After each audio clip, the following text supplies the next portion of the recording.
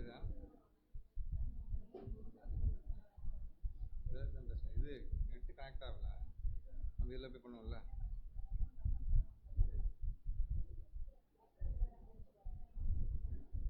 Hello check. Hello. மேலே மேலே display setting அதில் போய்ட்டு ப்ரெசென்ட் மேலே ஸ்பேஸ் ஷோ கொடுத்தா வரணும். கட் பண்ணி சொல்லு சார்ல.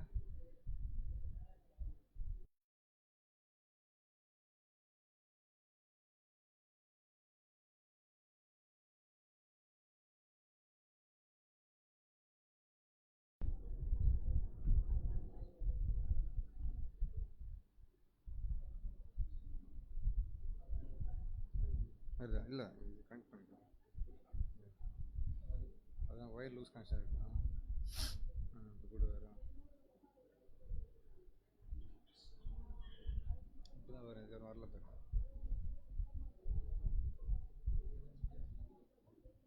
இதில் நம்ம இங்கே வரல.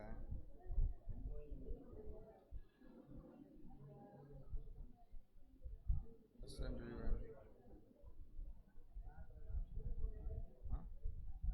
எஸ்கேப் இப்போ போகணும். போய்தா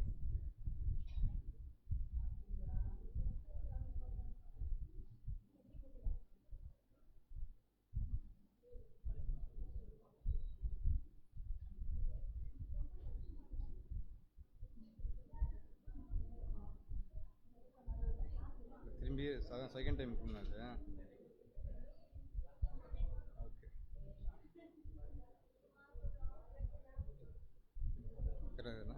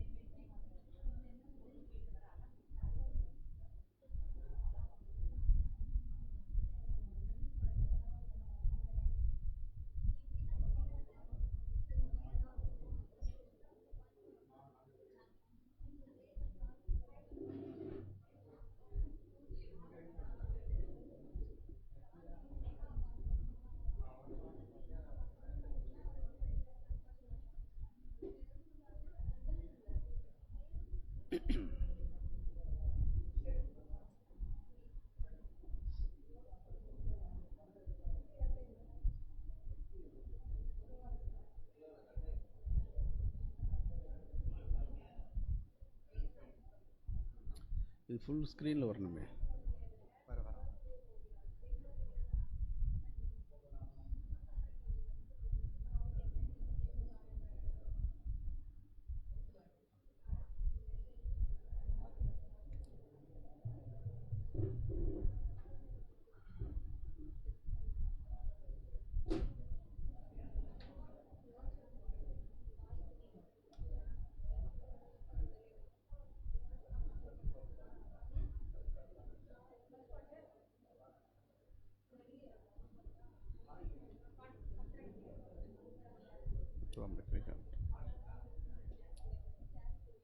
இதை கொஞ்சம் ஷேக் பண்ணி விடாங்க. வச்சுக்கணும். இது பண்ணிக்கலாமா? வச்சுனா இல்லை தான் எங்கே வச்சுனா கூட அப்படி மாறும். Show okay okay. சும்மா அந்த அம்புக்கு வச்சு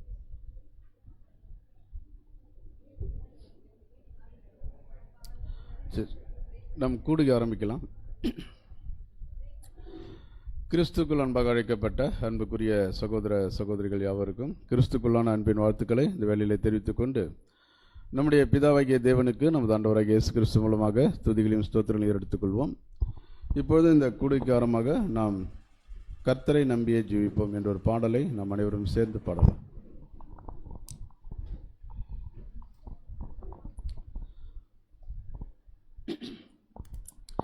கர்த்தரை நம்பியே ஜீவிப்போம், கஷ்டங்கள் தீர்ந்திடும். கைவிடா காத்திடும் பரமனின் கரங்களை நாம் பற்றிக் கொள்வோம். கைவிடா காத்திடும் பரமனின் கரங்களை நாம் பற்றிக் கொள்வோம். ஜீவதேவன் பின் செல்லுவோம். ஜீவ ஒளிதனை கண்டடைவோம்.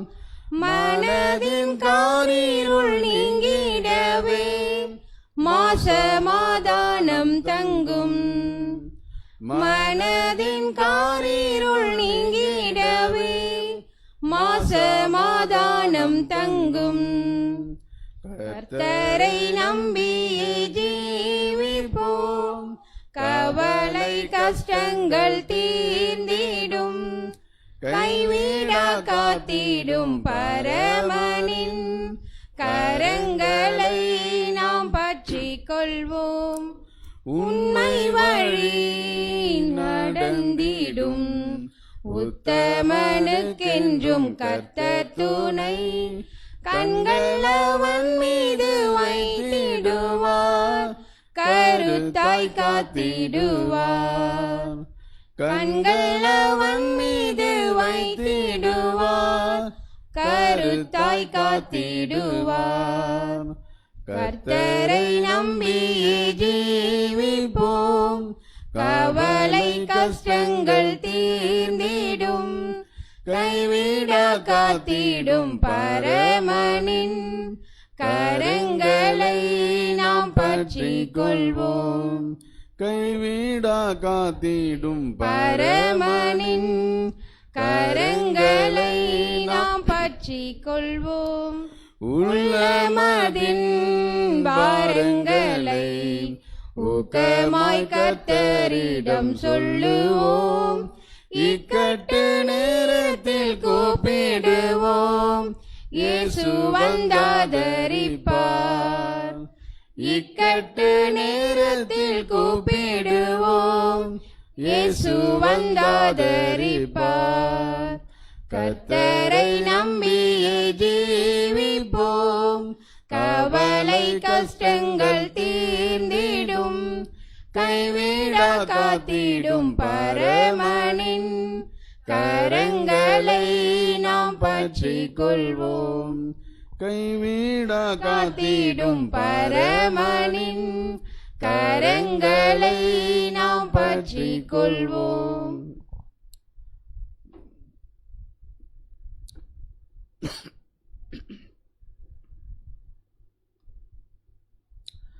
ஜெபம். நம்முடைய சகோதரர் பூபாலன் அவர்கள் வந்து ஜெபம் செய்வார்.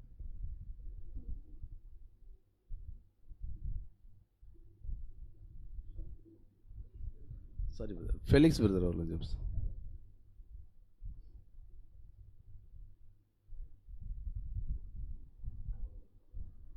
ஜெபம் செய்வோம்.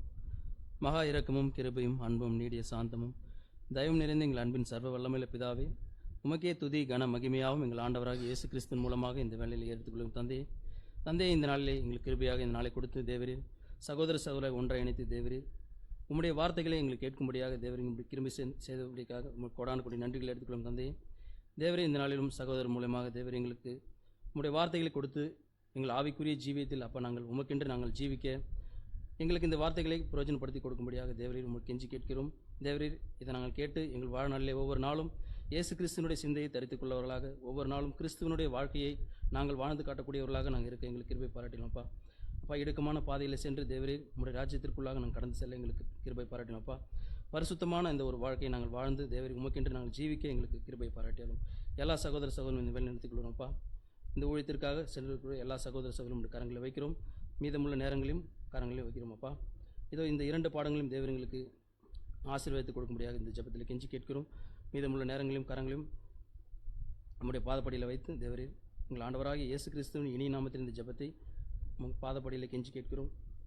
எங்கள் ஜீவன் நல்ல தந்தையே, ஆமென்.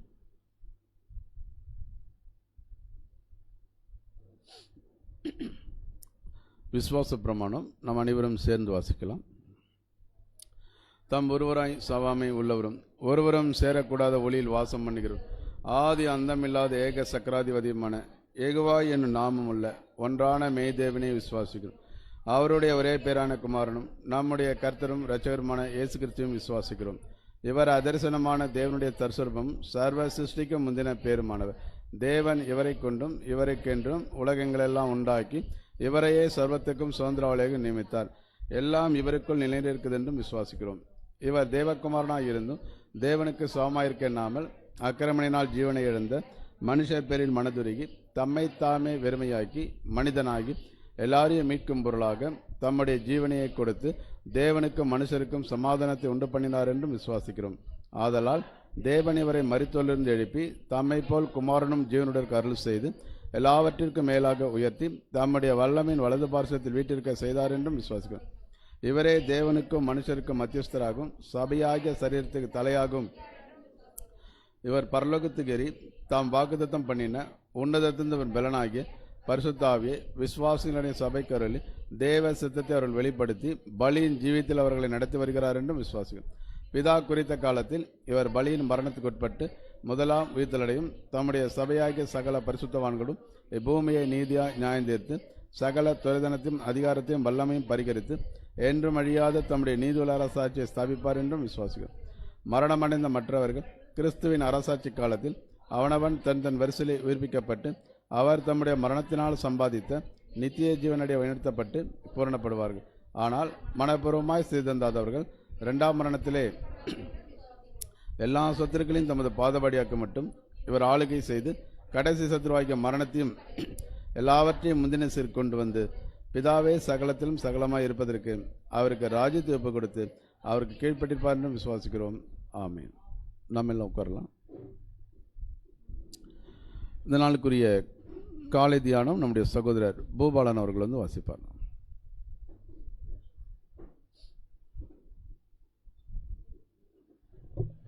இன்று நாளுக்குரிய கால தியானம் ஞாயிற்றுக்கிழமை குறித்து 1-13 அதிகாரம். மனுஷர் பாஷையிலும் தூதர் பாஷையிலும் நான் பேசினாலும் அன்பு எனக்கு இராவிட்டால் சத்தமிடுகிற வெண்கலம் போலவும் ஓசையிடுகிற கைத்தாளம் போலவும் இருப்பேன். நான் தீர்க்க தரிசன வார்த்தையை உடையவனாயிருந்து சகல ரகசியங்களும் சகல அறிவையும் அறிந்தாலும் மலைகளை பெயர்க்கத்தக்கதாக சகல விசுவாசமுள்ளனாய் இருந்தாலும் அன்பு எனக்கு இட்டால் நான் ஒன்றுமில்லை.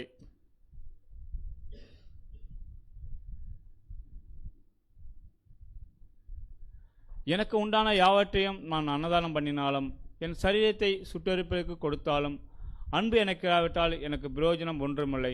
அன்பு நீடிய சாந்தமும் தயவும் உள்ளது. அன்புக்கு பொறாமை இல்லை. அன்பு தன்னை புகழாது, இருமாப்பாய் இராது, அயோக்கியமானதை செய்யாது, தற்பொழுவே நாடாது, சினமடையாது, தீங்கு நினையாது, அநியாயத்தில் சந்தோஷப்படாமல் சத்தியத்தில் சந்தோஷப்படும், சகலத்தையும் தாங்கும், சகலத்தையும் விசுவாசிக்கும், சகலத்தையும் நம்பும், சகலத்தையும் சகிக்கும். அன்பு ஒரு காலம் ஒழியாது. தீர்க்கதரிசனாலும் ஒழிந்து போம், அந்நிய பாஷினாலும் ஒழிந்து போம், அறிவானாலும் ஒழிந்து போம். நம்முடைய அறிவு குறைவுள்ளது, நாம் தீர்க்கதரிசனம் சொல்லுதலும் குறைவுள்ளது. நிறைவானது வரும்போது குறைவானது ஒழிந்து போம். நான் குழந்தையாய் இருந்தபோது குழந்தையைப் போல் பேசினேன், குழந்தையைப் போல் சிந்தித்தேன், நான் குழந்தையைப் போல் யோசித்தேன். நான் புருஷனான போதோ குழந்தைகளை ஏற்றவளையை ஒழித்து விட்டேன். இப்போது கண்ணாடியிலே நேராட்டமாய் பார்க்கிறோம், அப்போது முகமுமாய் பார்ப்போம். இப்போது நான் குறைந்த அறிவு உள்ளவன், அப்போது நான் அறியப்பட்டிருக்கிறபடியே அறிந்து கொள்ளுவேன். இப்போது விசுவாசம், நம்பிக்கை, அன்பு இம்மூன்றும் நிலைத்திருக்குது. இவைகளிலே அன்பே பெரியது.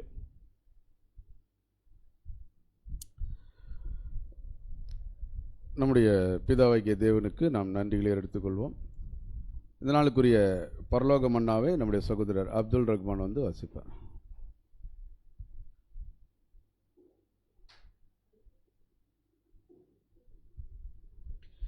இன்றைய நாளுக்குரிய பரலோக மன்னா ஆகஸ்ட் 18, 1 தெசலோனிக்கேயர் 5:21. எல்லாவற்றையும் சோதித்து பார்த்து நலமானதை பிடித்து கொள்ளுங்கள். இதற்குரிய விளக்கம்: தேவனுடைய ஜனம் தாங்கள் கேட்கும் ஒவ்வொரு காரியத்தையும் நிதானித்து அவைகளை சோதித்து உண்மையாக இவைகள் தேவனையும் அவர் வார்த்தைகளையும் குறித்தவைகளா என்று முதலாவது அறிய வேண்டும். தங்கள் சிந்தனையை அதிகமாக உபயோகித்து நன்மையானவைகளையும் உண்மையானவைகளையும் மட்டுமே தெரிந்து கொள்ள வேண்டும். இவைகளை சோதித்தறியும் போது சுய சிந்தனை உள்ளவர்களாக இராமல் பரிசுத்த ஆவியின் நடத்துதலால் நன்மையானவை இன்னதென்றும் தீமையானவை இன்னதென்றும் பகுத்தறிந்து ஆவியின் வளர்ச்சிக்கு நன்மையானவைகளை பற்றி கொள்ள வேண்டும், மற்றெல்லாவற்றையும் விட்டு விலக வேண்டும். இதற்கு ஆதார வசனம் 1 யோவான் 4:1-3 வரை. 1 யோவான் 4:1 முதல். பிரியமானவர்களே, உலகத்தில் அநேக கள்ளதீர்க்கதரிசிகள் தோன்றியிருப்பதினால் நீங்கள் எல்லா ஆவியையும் நம்பாமல் அந்த ஆவிகள் தேவனால் உண்டானவைகளோ என்று சோதித்தறியுங்கள். தேவ ஆவியை நீங்கள் எதினாலே அறியலாம் என்றால், மாம்சத்தில் வந்த இயேசு கிறிஸ்துவை அறிக்கை பண்ணுகிற எந்த ஆவியும் தேவனால் உண்டாயிருக்கிறது. மாம்சத்தில் வந்த இயேசு கிறிஸ்துவை அறிக்கை பண்ணாத எந்த ஆவியும் தேவனால் உண்டானதல்ல. வருமென்று நீங்கள் கேள்விப்பட்ட அந்தி கிறிஸ்துவனுடைய ஆவி அதுவே. அது இப்பொழுதும் உலகத்தில் இருக்கிறது என்பதே. ஆமென்.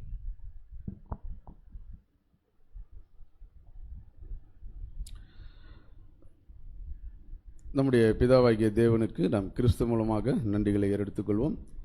இந்த நாளிலும் ஒரு அருமையான ஒரு காலை தியானத்தையும் பரலோக மன்னாவையும் நாம் வாசிக்க கேட்டோம். இப்போது நாம் தேவனுடைய தூதுக்குள்ளாக நாம் கடந்து செல்லலாம். தூதுக்கான பொருள் திரள் கூட்டம். இதற்கு ஆதார வசனத்தை நாம் வாசிக்கலாம். வெளிப்படுத்தல் 7:14. வெளிப்படுத்தின விசேஷம் 7:14. அதற்கு நான், ஆண்டவனே, அது உமக்கே தெரியும் என்றேன். அப்பொழுது அவன், இவர்கள் மிகுந்த உபத்திரவத்திலிருந்து வந்தவர்கள், இவர்கள் தங்கள் அங்கிகளை ஆட்டுக்குட்டியானவருடைய இரத்தத்திலே தோய்த்து வெளுத்தவர்கள். இந்த ஒரு தலைப்பின் கீழாக நம்முடைய அன்பு சகோதரர் ரஞ்சித் குமார் அவர்கள் தேவனுடைய தூதை பகிர்ந்து கொள்வார். அவரை சபையின் சார்பாக அன்போடு அழைக்கிறோம்.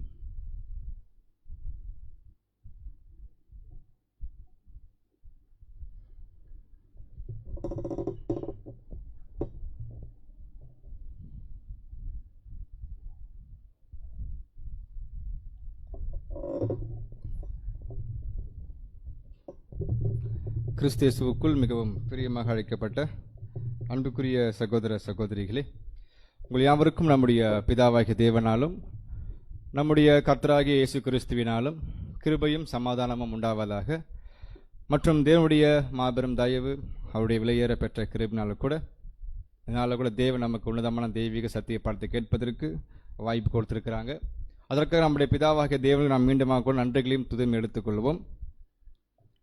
கடந்த நாட்களில் தேவனுடைய கிருபையில் சென்னை போவதற்கு வாய்ப்பு கிடைச்சிது. அங்கே கூட சகோதரர்கள் நம்முடைய அன்பின் வார்த்தை தெரிவிக்க சொன்னாங்க. மற்றும் அநேக சகோதரர்களும் உங்களுடைய அன்பின் பரிமாற்றம் சொன்னாங்க. அது நாங்கள் மத்தியில் தெளிவாக அன்பை வெளிப்படுத்திக் கொள்கிறேன். இப்போது கூட நம்முடைய புது சிருஷ்டிக்குரிய ஆத்ம ஜீவத்திற்காக நாம் தெரிந்து கொண்ட பாடத்தின் தலைப்பானது திரள் கூட்டம், த கிரேட் மல்டிடியூட் அப்படின்னு சொல்லுவாங்க. ஸோ நமக்கு தெரியும் திரள் கூட்டம்னா யார், அவங்க எப்படிப்பட்டவங்க, அவங்களுடைய குணாதிசயங்கள் எப்படி இருக்கு நமக்கு எல்லாமே தெரியும். பட் அநேக முறை நம்ம பாடம் படிச்சிருந்தா கூட சபை, திரள் கூட்டம், 2ஆம் வாரம் குறித்து பேசியிருப்போம். ஆனால் பர்டிகுலராக திரள் கூட்டத்தை பற்றி நம்ம ரொம்ப டீப்பாக படிச்சிருப்போமா அப்படின்னா அநேகர் படிச்சிருக்கலாம், சில நேரங்களில் படிக்காமல் இருந்திருக்கலாம். ஸோ மறுபடியும் இந்த பாடத்தை நம்ம எடுப்பதற்கான சில காரணம் இருப்பதனால தான் நம்ம என்ன பண்ணலாம், இந்த பாடத்தை நம்ம இன்னைக்கு செஞ்சுருக்கிறோம். ஸோ திரள் கூட்டம் அப்படின்ற ஒரு தலைப்பிடம் பார்க்க போகிறோம். அதுக்கு ஒரு ஆதார வசனம் மறுபடியும் வாசிக்கலாம். வெளிப்படுத்தின விசேஷம் 7:14. வெளிப்படுத்தின விசேஷம் 7:14.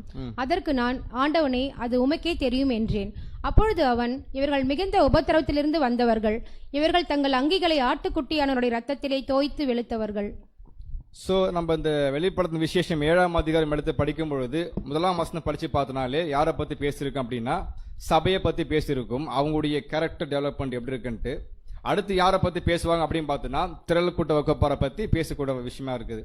இங்கே சொல்லப்படும் போது அதற்கு நான், ஆண்டவனே, உமக்கே அது என்ன பண்ணும் தெரியும், நான் எப்படி இருக்கேன் பார்த்தோன்னா, அப்பொழுது அவன், இவர்கள் மிகுந்த உபத்திரவத்தில் இருந்து வந்தவர்கள், இவர்கள் தங்கள் அங்கிகளை ஆட்டுக்குட்டியோட ரத்தத்தினால பண்ணுங்க தோய்த்து வெளுத்து. அப்படின்னா தெளிவாக தெரியுது இந்த திரள் கூட்ட வகுப்பார் அவங்களுக்கு கொடுக்கப்பட்ட அந்த வஸ்திரம் ஆகப்பட்டிருக்கு, கரை பட்டிருக்கு. இப்போ கரை அதிகமானதுனால அந்த கரை நீக்குவதற்கு வாய்ப்பு இல்லை. மாற அந்த கரை யார் எடுத்து போக்குறாங்க அப்படின்னு பார்த்தீங்கன்னா நம்முடைய ஆண்டவராகிய இயேசு கிறிஸ்து மறுபடியும் எப்போ பார்க்கும் பொழுது மகா உபத்திரவ கால பகுதியில் அவங்க என்ன பண்ணுவார், தோய்த்துன்னு என்ன பண்ண அர்த்தம், சரி செய்கிறது. அவங்களுக்குள்ள அந்த வஸ்திரத்தினுடைய அழுக்கு என்ன பண்ணுறோம் ரொம்ப அதிகமாக இருந்ததால அது என்ன பண்ணுறோம் முற்றிலுமே எடுத்து போகிற வாய்ப்பு பார்க்குறோம். இது ஒரு ஆதார வசனம். ஸோ நம்முடைய கேள்வி இப்போ என்ன பார்த்தீங்கன்னா, திரள் கூட்டம் படிக்கிறோம், திரள கூட்டத்தார் ஏன் திரள கூட்டமாக மாறுறாங்க? திரள கூட்ட வகுப்பார் ஏன் திரள கூட்டமாக ஆகணும்? என்ன காரணம்? அப்படின்னா தெய்வீக திட்டத்தில் அதுக்கு ஒரு அழைப்பு இருக்கா? இல்லை. அப்போ தேவனோட திட்டத்தில் சபை அப்படின்ற ஒரே ஆப்ஷன் தான் இருக்கு. இப்போ சபைக்குள்ள ஓடிக்கொண்டிருக்கிற தேவனுடைய பிள்ளைகள் ஏதோ ஒரு சில காரணத்து நிமித்தமாக அதை மிஸ் பண்ணுறாங்க. மிஸ் பண்ணது நிமித்தம்னா அது திரளுக்கூட்ட வகுப்பார் போக வாய்ப்பு இருக்குது. ஆனால் அந்த திரளுக்கூட்டம் ஏன் திரளுக்கூட்டம் மாறணும் அப்படின்னு பார்த்து சில உதாரணம் பார்க்கும்போது நமக்கு தெரியும். இந்த 10 கன்னி ஊமைகள் படிச்சிருக்கீங்க இல்லையா? அதில் 10 கன்னிகள் இருப்பாங்க. 5 புத்தி உள்ள கன்னிகைகள், 5 புத்தி இல்லாத கன்னிகைகள். இது வித்தியாசம் பார்க்கணும். அப்போ பாருங்க, தேவன் தெளிவாக கொடுத்துருக்குறாங்க. 5 பேர் சபையாக மாறுறாங்க, அடையாளமாக பார்க்குது. மீது 5 பேர் என்ன பண்ணுறாங்க? புத்தி இல்லாமல், வெளிச்சம் இல்லாமல், எண்ணெய் இல்லாமலாம் பண்ணுறாங்க, மங்கி போன நிலைமை. ஆனால் ஒன்று, அவங்கள்ட்ட எண்ணெய் இருக்கா? எண்ணெய் இருக்கு, வெளிச்சம் இருக்கு, ஆனால் என்ன இல்லை, எதிர்பார்க்குற அளவுக்கு இல்லை, குறைவுபட்டிருக்கு ஒரு விஷயம். ரெண்டாவது பார்க்கும்போது இன்னொரு உதாரணம் பார்த்தோம்னாக்கா, போக்காடு நமக்கு தெரியும் இல்லையா? பலி செலுத்த தான் போக்காடு வருது. பட் என்ன பண்ணுறாங்க? அந்த வாய்ப்பை மிஸ் பண்ணிட்டு போகக்கூடிய நிலைமை. மூன்றாவது பார்க்குற ஆதரவாசனை பார்க்கும்போது மகா உபத்தத்தை மாட்டிக்கொண்டிருப்பாங்க. அப்பேற்பட்ட திரளுக்கூட்ட வகுப்பார் கர்த்தர் இயேசு என்ன பண்ணுவான்னா, மறுபடியும் என்ன பண்ணுவாங்க? அவங்கள வெளுத்து தொய்த்து பசுத்தமாக கொண்டு போகிற பாஸ் நடக்க போகுதுன்றதை பார்க்குறோம். இது எல்லாமே பார்க்கும்போது நமக்கு ஒரு உதாரணம் தான். யாருன்னா திரளுக்கூட்டத்தை பற்றி ஒரு இன்ஃபர்மேஷன். அப்படின்னா இது எல்லாமே எப்படி கொடுக்கப்பட்டிருக்குன்னா, தேவனுடைய தெய்வீக திட்டத்தில் அது ஒரு அழைப்போ அப்படின்னு பார்க்கும்போது இல்லை, வேற என்ன, அது தேவனுடைய மிகப்பெரிய கிருபை தான். ஆச்சரியம். இவங்களுக்குன்னு பர்டிகுலராக வந்து ஒரு அழைப்பு கொடுக்கப்படலை. இவங்களுக்குன்னு இதை பற்றி வேதம் சொல்லலை இதான் முக்கியத்துவம் வாய்ந்தவர்கள் என்று. ஆனால் அவங்களுக்கு தேவன் ஒரு மிகப்பெரிய கிருபையை கொடுத்துருக்கிறாரு. அந்த கிருபையில மட்டும் என்ன பண்ணுறாங்க? அவங்க போயிட்டு இருக்காங்க. ஆனால் பார்க்கும்போது சபைக்கு அப்படி கிடையாது. அவங்களுக்கு அழைப்பு கொடுக்கப்பட்டிருக்கு. எப்படின்னு பார்த்தீங்கன்னாக்கா, எபேசியர் 4ஆம் அதிகாரம் 4 வசனம் வாசிக்கலாம். எபேசியர் 4ஆம் அதிகாரம் 4ஆம் வசனம். உங்களுக்கு உண்டான அழைப்பினாலே நீங்கள் ஒரே நம்பிக்கைக்கு அழைக்கப்பட்டது போல ஒரே சரீரமும் ஒரே ஆவியும் உண்டு. ஸோ உங்களுக்கு உண்டான அழைப்பினாலே நீங்கள் ஒரே நம்பிக்கைக்கு, நம்ம நம்பிக்கை என்னது? எப்படியாலும் கர்த்தராகிய இயேசு கிறிஸ்துவின் சரீரத்தில் ஒரு அங்கமாக சேருவது நம்முடைய ஒரே நம்பிக்கை. கிறிஸ்துக்குள்ளாக அழைக்கப்பட்டிருக்கிறோம், சபையா மாறும் நம்பிக்கை. அப்பனா இந்த இடத்துல யாரை பத்தி பேசப்பட்டிருக்குன்னா, சபை ஜனங்களுக்கு கொடுக்கப்பட்ட ஒரே நம்பிக்கை. நம்ம கேள்வி கேட்போம் இல்லையா, பிரதர் 2ல் 1 தொடுன்னு கேட்போம். பட் தேவன் சொல்றாங்க ஒரே ஆப்ஷன் தான், ஒரே நம்பிக்கை, ஒரே அழைப்பு. அந்த அழைப்பு தான் பார்க்கணும், சபைக்குரிய அழைப்பு. அப்படின்னா அந்த சபைக்கு போக வேண்டிய நிலையிலிருந்து தடுமாறி போகும்போது தான் திரளுக்கூட்டன்ற ஆப்ஷன் வருது. தேவன் அவங்களை கைவிட்டல, வந்தல பார்த்தா அவங்களை புறக்கணிக்கல. மாறாக என்ன பண்றாங்கன்னா, அவருடைய தெய்வ திட்டத்தில் ஒரு கிருபை நிலையை ஏற்படுத்துறாங்க. நம்ம தெளிவா தெரியும். அதே மாதிரி பார்க்கும் பொழுது இந்த ஒரே நம்பிக்கை அழைக்க சபை என்பது வேற. இப்ப நான் முக்கியமா பார்க்க போறது திரளுக்கூட்டம். நான் ஒரு முன்னுரை மாதிரி நான் ஞாபகப்படுத்திட்டு இருக்கேன். ஸோ அப்படின்னா இவங்களுக்கு அழைப்பு இருக்கா? திரளுக்கூட்டம் அழைப்பு இருக்கான்னா அழைப்பு கிடையாது. அவங்களுக்கு ஏதாவது பிரைஸ் பெற்றுக்கொள்ள போறாங்கன்றது வேற சொல்லுதா? இவங்க ஓடியை பெற்றுக்கொள்ளுவாங்க அப்படின்னா இல்ல. அது பெற்றுக்கொள்ள வேண்டிய பிரைஸை மிஸ் பண்ணதுனால தான் அவங்க வாய்ப்பு கொடுக்கப்படுது திரளுக்கூட்டம் அப்படின்றது. அப்போ இது ஒரு கிருபை நிலை மட்டுமே நம்ம தெளிவாக புரிஞ்சுக்கிட்டோம். அப்படின்னா இவங்க ஏன் திரளுக்கூட்ட வகுப்பாரா மாறுறாங்க, அதுக்கான வசனங்கள் என்ன அப்படின்னு பார்க்கும்பொழுது தெளிவாக படிக்கலாம். வசனம் வாசிப்போம். வெளிப்படுத்தும் விசேஷம் 3ஆம் அதிகாரம் 4ஆம் வசனம். ஆனாலும் தங்கள் வஸ்திரங்களை அசுசிப்படுத்தாத சில பேர் சர்தையிலும் உனக்கு உண்டு. பாருங்க, இங்க தெளிவா கர்த்தர் பேசுறாங்க. ஆனாலும் தங்கள் வஸ்திரங்களை அசுசிப்படுத்தாத சில பேர் சர்தை சபையில எனக்கு இருக்கிறாங்க. அப்ப தேவன் ஹாப்பியா ஃபீல் பண்றாங்க. அப்ப தெளிவா இன்னும் கொஞ்சம் கூர்ந்து கவனிக்கும் போது சில பேர் என்ன பண்றாங்க, வஸ்திரத்தை கரைப்படுத்தாம இருக்காங்க. அப்ப அநேகர் என்ன பண்ணிருக்கிறாங்க, கரைப்படுத்திருக்கிறாங்க. ஆனாலும் கூட சில பேர் என்ன பண்ண, எனக்காக உண்மையா அந்த வஸ்திரத்தை காத்து கொண்டு கரைப்படுத்தாம பத்திரப்படுத்திருக்கிறாங்கன்னு பார்க்கும்போது ரொம்ப சந்தோஷமா இருக்கு அப்படின்னு சொல்றாரு. இது யாருக்கும் பார்த்தோன்னா திரளுக்கூட்ட வகுப்பாரு கிடையாது, சபைக்கு. ஆனா திரள் என்ன பண்ணுவாங்க, தன் வஸ்திரத்தை கரைப்படுத்துவாங்கன்றதுலாம் வசனம் பார்த்துட்டு இருக்கோம். அடுத்து யூதா 23 படிக்கலாம். யூதா 23. மாம்சத்தால் கரைப்பட்டிருக்கிற வஸ்திரத்தையும் வெறுத்து தள்ளுங்கள். பாருங்க, மாம்சத்தால் கரைப்பட்டிருக்கிற வஸ்திரத்தையும் வெறுத்து தள்ளுங்கள். அழகா சொல்றா பாருங்க. அப்படின்னா எங்க பாருங்க, ஃபர்ஸ்ட் அசுசிப்படுத்திக் கொள்வாங்க திரள்கூட்டம். ரெண்டாவது பார்க்கும்பொழுது தன் மாம்சத்தை கரைப்படுத்தக்கூடிய தன்மைக்குள்ள காணப்படுவாங்க. அடுத்த வசனம் படிக்கலாம். பிரசங்கி 9:8. பிரசங்கி 9ஆம் அதிகாரம் 8ஆம் வசனம். உன் வஸ்திரங்கள் எப்பொழுதும் வெள்ளையாயும் உன் தலைக்கு எண்ணெய் குறையாதாயும் இருப்பதாக. நம்ம கொடுக்கப்பட்ட வஸ்திரம் எப்படி இருக்குன்னு சொல்றாருன்னா, எப்பொழுதும் வெள்ளையா இருக்கணும். அப்படின்னா மாம்சத்தினால அசுஸ்திப்படுத்தக்கூடாது, கரைப்படக்கூடாது. மாறா எப்படிதான் இருக்கணுமா வசனம் சொல்லுது. இப்படி இருந்தா மட்டும்தான் சபை.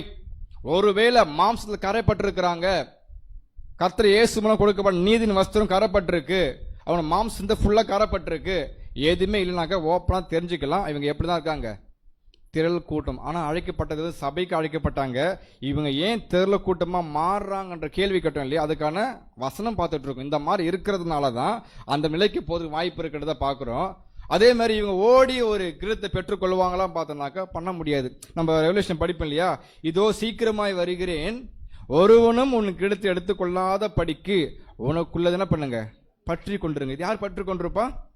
சபை பற்றி கொண்டிருப்பாங்க. அப்பனா அந்த எனக்குள்ளதை யார் சரியா பற்றி கொண்டிருக்க மாட்டாங்க அப்படின்னு பார்த்தீங்கன்னா திரள் கூட்ட வகுப்பு என்ன பண்ண மாட்டாங்க. அந்த அளவுக்கு அதை பத்திரப்படுத்தி இது தனக்கானது, என்னுடைய அழைப்பு, ஒரே நம்பிக்கை அப்படின்ற எண்ணம் இல்லாம சர்வசாதாரணமான மனப்பான்மை இருப்பாங்க அப்படின்றது தான் ஒரு விஷயம் பார்க்குறோம்.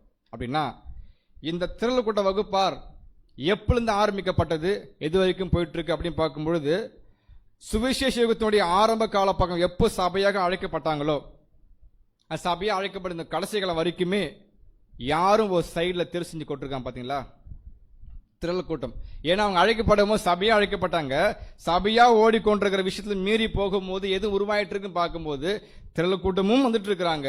ஆனா அந்த 7 கால சபையில பார்க்கும் பொழுது 6 கால சபையை விட 7ஆம் கால சபையில திரள் கூட்ட வகுப்பு என்ன பண்றாங்க, ரொம்ப அதிகமா காணப்படுற நம்ம வாழ்ந்து கொண்டிருக்கிற நாட்கள்ல ரொம்ப தெளிவா இருக்கு. ஏன் அப்படின்னு பாத்தீங்கன்னா இது எல்லாமே பார்க்கும்போது இந்த கடைசி காலத்துல இருக்கிறோம். பட் தேவன் சொல்ற விஷயம் தெரியுங்களா, நமக்கான அழைப்பை நம்ம என்ன பண்ணணும், உறுதிப்படுத்திக் கொள்ளணும். நம்ம அனுப்பும் சில பேர் நான் சபையா இல்ல திரள் கூட்டமா, இந்த கான்செப்டே இல்ல. ரொம்ப தவறான விஷயங்கள். தேவனுடைய பிள்ளைங்க எப்படி இருப்பாங்க, திரள் கூட்டம் எப்படி ஃபுல்லா வாசனாடி போல பார்க்க போறோம். அப்பதான் ஒரு பொருள் கிடைக்க போகுது. அப்படின்னா இந்த ஜனங்கள் எப்படி பார்த்தீங்களா, அதுக்கு உதாரணம் கொடுக்கட்டுங்களா, வசனம் வாசிக்கலாம் பாருங்களேன். வெளிப்படுத்தும் விசேஷம் 19:6. அப்பொழுது திரளான ஜனங்கள் இடும் ஆரவாரம் போலவும் பெருவெள்ள இரைச்சல் போலவும் பலத்த இடிமுழக்கம் போலவும் ஒரு சத்தம் உண்டாகி, அல்லேலூயா, சர்வ வல்லமை உள்ள தேவனாகிய கர்த்தர் ராஜ்யபாரம் பண்ணுகிறார். பாருங்க, இந்த கடைசி காலத்துல தான் திரள் கூட்ட வகுப்பு அதிகமா இருப்பாங்கன்றதான ஒரு எவிடன்ஸ் வசனம் இது. அப்பொழுது திரளான ஜனங்களிடம் ஆரவாரம் போலவும் பெருவெள்ள இரைச்சலை போலவும் பலத்த இடிமுழக்கம் போலவும் ஒரு சத்தம் உண்டாகுது. எந்த கால பகுதி பாத்தீங்கன்னா அது சபை நிறைவடைந்த பிற்பாடு தேவனுடைய நியாய தீர்ப்பு பாபிலோன் மத்தியில் நடந்து கொண்டிருக்கும். அவங்களுக்குள்ள அழிவு ஏற்பட்டிருக்கும். அந்த அழிவை பார்த்து இந்த உபத்தின் மத்தியத்தில் யார் பேசுவாங்க, தேவன் துதிச்சு பாடுவாங்க தெரியுங்களா, திரள் கூட்ட வகுப்பார் பாடுவாங்க. இப்ப சபை என்ன பண்ணுவாங்க, எடுத்து போனதுக்கு அப்புறம் பாபிலோனுக்கு மிகப்பெரிய நியாய தீர்ப்பு நடந்து கொண்டிருக்க அந்த கால பகுதியில் யார் இருப்பாங்க, அப்புறம் கன்ஃபார்ம் பண்ணிக்கலாம். இந்த கடைசி காலத்தில் தான் வசனம் பாருங்க, திரளான ஜனங்கள். அப்ப எங்க தான் அதிகமா இருக்க வாய்ப்பு இருக்கு, 7ஆம் கால சபையில தான் திரளான ஜனங்கள். வேதம் அழகா நமக்கு என்ன பண்ணுது, சப்போர்ட் பண்ணுது. அவங்க என்ன பண்ணுவாங்கனாக்கா அந்த நேரத்தில் தேவன் துதித்து பாடுவாங்கன்ற விஷயம் பார்க்குறோம். இது ஒரு இன்ஃபர்மேஷன் தான் வசன அடிப்படையில். இப்போ மறுபடியும் நான் கேள்வி கேட்குறேன், திரள் கூட்டத்தார் ஏன் திரள் கூட்டமாக ஆகுறாங்க, திரள் கூட்டம் ஏன் அவங்க திரள் கூட்டம் மாறணும் அப்படின்னா இந்த கடைசி காலத்தில் அதுக்கான வாய்ப்பு இருக்கா, அதிகமா இருக்குது. Very good. அப்படின்னா நம்ம ஏன் கேள்வி கேட்கறனாக்கா இந்த திரள் வகுப்பாருக்கே உரிய அழைப்பு கொடுக்கப்படல, அவங்களுக்கு எதுவும் பரிசு இல்லை, டிவைன் பிளான் எதுவுமே இல்லை, தேவன் அவங்கள பத்தி முக்கியத்தை பத்தி எங்கேயுமே பேசவே இல்லை. இந்த வகுப்பார் இப்படிப்பட்டவங்களா இருப்பாங்க, அவங்க இப்படி காமிச்சாக்க அந்த கிஃப்ட் கொடுப்போம், எங்கேயுமே என்ன பண்ணல, வேதவாசம் சொல்லவே இல்லை. ஒரே நம்பிக்கை அழைக்கப்பட்டிரும் சபை. ஒருவேளை தேவன் திரளோட பத்தி முக்கியத்தை பற்றி பேசியிருந்தாருன்னா நம்ம என்ன பண்ணிருப்போம், நம்முடைய முக்கியத்துவம் அங்க கொடுத்திருப்போம். இது இல்லைன்னா என்ன பண்ணலாம், இதுன்றது. அப்ப தேவனே எங்கேயுமே பேசல, வசனம் கொடுக்கப்பட்டிருக்கு, மணவாட்டி தோழி வகுப்பார் இப்படிதான் கொடுக்கப்பட்டிருக்குமே தவிர சபையை பத்தின பேசுற மாதிரி வசனங்கள் திரள் பத்தி எங்கேயுமே பேசுறதுக்கே இருக்காது. இவங்க இப்பேற்பட்டவர்கள், அவங்க அப்படிப்பட்ட ஒரு குணம் கொண்டவர்கள், அப்படி எங்கேயுமே வசனம் இருக்காது. மாறாக மிஸ் பண்ணா எப்படி வரணும், நீங்க அங்கிருந்து தற்காத்து கொள்ளுங்க, எச்சரிப்பு கொடுக்கிற மாதிரி தான் பேசுறத தவிர மற்றபடி இதுக்கும் தனிப்பட்ட அழைப்பு இல்லை, நீங்க ஓட வேண்டிய அவசியம் இல்லைன்றதை தெளிவா புரிய வைக்கிறாங்க. ஒரே நம்பிக்கை நம்ம மனசுல வச்சுப்போம். இந்த விஷயங்கள இந்த திரள் கூட்ட வகுப்பார் ஏன் திரள் கூட்டம் மாறுறாங்கன்னா ஒரு 7 பாயிண்ட் நம்ம பார்க்க போறோம். அந்த 7 பாயிண்ட்ல கன்ஃபார்ம் பண்ணிக்கலாம் நம்முடைய மனநிலை எப்படி இருக்குன்றதை கன்ஃபார்ம் பண்ணிக்கலாம். ஃபர்ஸ்ட் பார்க்கலாமா, அவங்க என்ன பண்ண மாட்டாங்க அப்படின்னு பார்த்தீங்கன்னா நம்ம கேட்ட பாயிண்ட்ஸ் தான், படித்த விஷயங்கள் தான். ஆனால் மறுபடியும் நல்லா உள் வாங்கி கொள்ளும் பொழுது இந்த கடைசி காலத்தை இப்போ இன்றைக்கு தேவன் ஏன் கொடுக்கணும், இதை நினைப்பூட்டுறாருன்னா ஏதோ சம்திங் ஸ்பெஷல் இருக்கு. இந்த பாயிண்ட் தெரியும், பரவாயில்ல, நடைமுறைப்படுத்தியிருக்கிறோமா இல்லையா என்பதுதான் கேள்வி. தெரிஞ்ச விஷயமா இருந்தாலும் கூட நம்ம கூர்ந்து கவனிக்கலாம். ஃபர்ஸ்ட் பாயிண்ட் பார்க்கும், தாமாக முன் வந்து பலி செலுத்துவது கிடையாது. அப்ப என்ன அர்த்தம்? வாலண்டரியா வர மாட்டாங்க. ஆனா யார் வருவாங்க? சபை வரும். புது சிருஷ்டி வரை கிறிஸ்து சிந்தையை பெற்றுக் கொண்டவர்கள் ஊழியம் கொள்ளும்படி வராமல் ஊழியம் செய்யும்படி அந்த கர்த்தர் இயேசு என்ன பண்ணுவாங்க? ஆட்டோமேட்டிக்கா அவங்க வேலையை பண்ணிட்டு யாரு பாக்குறா அதுவே இல்லை. அவங்களோட வேலையை அதான் அவங்களுக்கு உந்து தள்ளிட்டே இருக்கும், என் வேலை பண்ணிட்டே இருக்கணும்ன்ற மாதிரி. ஆனா சபையா அழைக்கப்பட்டு வந்தவங்க சரியா பண்ணிட்டு இருப்பாங்க. ஆனா திரள் கூட்ட மைண்ட் இருக்காங்கல்ல, அவங்களுடைய ஆட்டிடியூட் எப்படித்தான் இருக்கும்? தானாக வந்து பலி செலுத்த மாட்டாங்க. அப்படின்னா எப்படி புரிஞ்சுக்கலாம்? இந்த பூமிக்குரிய வாழ்க்கையை விற்றுக்கணும், விற்று போடணும். இது வித்தா மட்டும்தான் என்ன கிடைக்கும்? பரலோகத்தின் வாழ்க்கையை பெற்றுக்கொள்ள முடியும். அப்ப அர்ப்பணிப்பின் ஜீவியத்தில் எந்த அளவுக்கு இந்த பூமிக்குரிய விஷயத்தை ஈடுபாடு கொண்டிருக்கிறோம், அது எப்படி தேவனை தியாகம் செய்து கொண்டிருக்கிறோம், இது எல்லாமே கம்பேர் பண்ண தேவன் பாப்ப நீதி உள்ளவர். இது வந்து அழைப்பு ஒண்ணுதான். சபைக்குள்ள யார் இருக்கிறாங்க? சபையும் இருக்கிறாங்க, தெருக்கூட்டம் இருக்கிறாங்க. ஆனா யார் இன்னாரும் தெரியாது. ஆனா படிப்பினை மட்டும் போயிட்டு இருக்கு. அப்புறம் ரொம்ப எச்சரிப்பான விஷயம் தான் நமக்கு இது. தேவன் பார்ப்பாங்க, சபைக்கு வர்றதுனாலவோ ஊழியம் செய்யறதுனாலவோ சாக்ரிஃபைஸ் பண்றதெல்லாம் இருக்கட்டும், அது எல்லாமே தேவன் பார்க்கிற மாதிரி இருந்தா மட்டும்தான் இந்த மண்ணு மகிமையாக்கப்படும். இந்த வார்த்தை பாருங்க, மண்ணு மகிமையாக்கப்படுது. சாதாரண விஷயம், அது ரொம்ப விசேஷமான விஷயம். ஏன்னா மண்ணு இல்லையா, இதுக்கு வந்து ஒர்த்தே இல்லை, யூஸ்லெஸ். பட் இந்த மண்ணை தேவன் மகிமை கொண்டு போய் விரும்புறாருன்னா அந்த தன்மையை புரிஞ்சுக்கணும். அப்ப இந்த பூமிக்கு ஒரு விஷயங்கள் எல்லாமே இருக்குது. எல்லாவற்றையும் என்ன பண்ண, ஒரு புது சிருஷ்டி அர்ப்பணம் பண்ணும், விட்டு தள்ளும். ஆனா திருட என்ன பண்ணாங்களா? ஃபுல் என்ன பண்ண மாட்டாங்க, செய்ய மாட்டாங்க. இப்ப செய்யாம இப்ப ஒத்து போறதுனால பரலோகத்துக்குரிய ஆசீர்வாதத்தை என்ன பண்றாங்க? மிஸ் பண்ணி போறாங்க. தேவனை அங்கீகரிக்கப்பட மாட்டாங்க. உதாரணம் பார்த்தோன்னா, நம்மளுக்கு சிலுவை இல்லாமல் என்ன இல்லை, கிரீடம் இல்லை. ரொம்ப சிம்பிளா இந்த வார்த்தை இருக்குல்ல, ஆனா அது கூர்ந்து கவனிச்சு பாருங்க. சிலுவை யார் ப்ராப்பரா சுமக்கிறாங்களோ, எடுத்துக்கொண்டு போறாங்களோ, அவங்க தான் கிறிஸ்துனுடைய சீஷன். வசனம் சொல்லப்படுது, ஒருவன் என்னை பின்பற்றி வர விரும்பினால், விருப்பம் இருக்கு. ரெண்டாவது பாயிண்ட், தன்னைத்தான் வெறுக்கணும். வெறுத்துட்டோமான்ற கேள்வி எல்லாருக்குமே பொருந்தும். மூன்றாவது, அனுதினமும் எடுத்துட்டு போயிட்டு இருக்குமா? அப்ப சிலுவை ரொம்ப முக்கியமானது. அந்த சிலுவை சுமந்து ஜெயிக்கிறவங்க மட்டும்தான் கிரீடம். இவங்க என்ன பண்ணுவாங்க? சிலுவை எடுத்துப்பாங்க, முழுமையா என்ன பண்ண மாட்டாங்க, அது சுமக்க மாட்டாங்க. அதனால என்ன மிஸ் பண்றாங்கனாக்கா, அந்த பரலோக அழைப்பிலிருந்து மாற்றப்படுறாங்கன்ற ஒரு விஷயத்தை பார்க்கிறோம். அதே மாதிரி என்ன பண்ண மாட்டாங்களா, தாமாக வந்து என்ன பண்ண மாட்டாங்க. பலியின் ஜீவி முக்கியமான விஷயங்கள். இந்த பலிபீடத்தின் மேல எப்பவுமே பலி இருந்துட்டே இருக்கணும். அந்த பலி எரிஞ்சிட்டு கொண்டே இருக்கணும். அப்பதான் அந்த பலி எரிய தேவன் சுகந்த வாசனை அங்கீகரித்து கொண்டே இருக்கணும். உண்மையாகவே சபையாக மாறக்கூடியவங்க பலி அப்படிதான் இருக்கும். ஆனா திருவிழா அப்படி பண்ண மாட்டாங்கன்றது தெளிவா சொல்லப்படுது. இப்ப அந்த பலி ஜீவி எப்படி இருக்குங்க, ரொம்ப தானா வந்து முன்பு செய்வாங்க. அதே மாதிரி பலிபீடத்தில் பார்க்கும்போது எரியுது இல்லையா, கண்டினியூவா எரியுது இல்லையா, அந்த எரிஞ்சுன்னா அது சாம்பலாகும். அந்த வாசனை யார் முகர்ந்து பார்ப்பாங்கன்னா, இது சரியான பலியின் ஜீவன் தானா, இல்ல 4 பேர் சொன்னதால பண்ணாரா, இல்ல தானா முன் வந்து பண்ணான்றத தேவன் பிரிச்சு பார்ப்பார். இப்ப நமக்கும் தேவனுக்கு ஒரு விஷயம் மட்டும் தான் இந்த பாடத்தினுடைய கான்செப்ட். தேவன் நம்மளை எப்படி பார்க்கறாங்க? நான் சபையா உங்களை பார்க்கறேன், நீ எப்படி பார்க்கற? நான் சபையா மாறணும்னு பார்க்கறியா, இல்ல மிஸ் பண்ணாக்க இல்ல. தெருக்கூட்டத்துக்கு மிகப்பெரிய குவாலிபிகேஷன் இருக்குது. அவங்களே மகா உபத்தத்துல மறுபடியும் புதுப்பித்து வராங்க. நம்ம நினைச்சிடக்கூடாது நான் இது மிஸ் பண்ண வாய்ப்பே இல்லை. ஒண்ணு நமக்கு என்ன, ஒண்ணு ஜீவனா ஒண்ணு மரணமா, ரெண்டே விஷயம் தான். ஒண்ணு ஜீவனை பெற்றுக்கொள்ளணும், இல்ல மரணத்துக்கு போகணும், அவ்வளவுதான். தெருக்கூட்டமா போற ஆப்ஷன் எடுத்தா கட்டாயம்லாம் பண்ண முடியாது. சபைக்கு வர வேண்டிய அவசியம் இல்லைன்றதான் நம்ம தெளிவா புரிஞ்சுக்கணும். ஏன்னா தேவன் நம்ம எப்படி பார்க்கிறோம், அவங்களை சபையாக பார்க்கிறேன். புது சிருஷ்டியை சிந்தி உருவாக்குனது யாரு? தேவன் தானே. அப்ப அவர் கொடுத்த சிந்தியை உருவாக்கி அவர்கிட்ட கொடுக்கணும். போயிட்டு அதை உருவாக்காம பெற்றுன்னு வச்சுட்டு அர்த்தம்.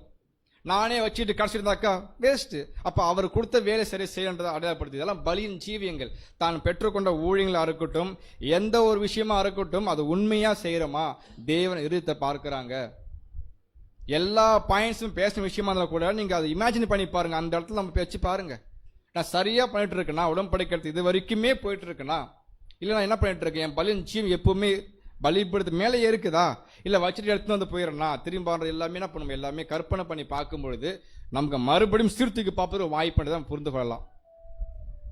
அடுத்து என்னதான் பண்ணுவாங்க, இவங்க தானாக முன் வந்து பலிச்சது பயப்படுவாங்களாம்.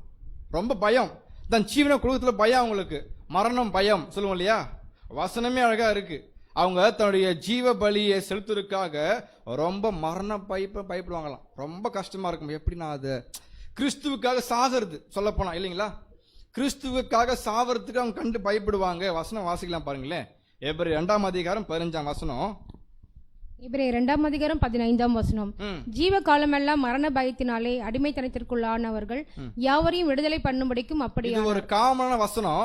பட் நம்ம இங்க என்ன புரிஞ்சுக்கிறோம் பார்த்தோம்னா, ஜீவ காலம் எல்லாம் மரண பயத்தினாலே அப்படின்னா இந்த திரளக்கூட்ட வகுப்பார் நம்ம எதுக்கு ஒப்பு கொடுத்திருக்கோம்? தேவனே என் சித்தம் இல்லை அப்படின்னா என்னோட விருப்பம் இல்லை, என் ஆசை இல்லை, சித்தம் இல்லை, நான் உடன்படிக்கை எடுக்கப்படும் போது உமக்காகவே முழுமை என்ன பண்ணிட்டேன், ஒப்பு கொடுத்துட்டேன். இனி என்னோட ஆசை, விருப்பம், சித்தம் எல்லாமே உமக்காக ஒப்பு கொடுத்தல. அந்த உற்சாகத்தினுடைய பலிகள் எங்க வர சொன்னவங்க போக போக என்ன பண்ணா அந்த பலியை முழுமையா கொடுக்கறதுல தான் கிறிஸ்துக்காக மரிப்பதற்கு தாமதம் காட்டுவாங்க, பயப்படுவாங்க, மரண பயம் சூழ்ந்து கொள்ளும். ஆனா பூசி என்ன பண்ணுங்களா, சூப்பர் வசனம் அப்போஸ்தலன் பவுல் பேசுறாரு பாருங்க. பிலிப்பியர் 1:21. பிலிப்பியர் 1ஆம் அதிகாரம் 21ஆம் வசனம். கிறிஸ்து எனக்கு ஜீவன், சாவு எனக்கு ஆதாயம். இது யாருடைய மைண்ட் செட் இது?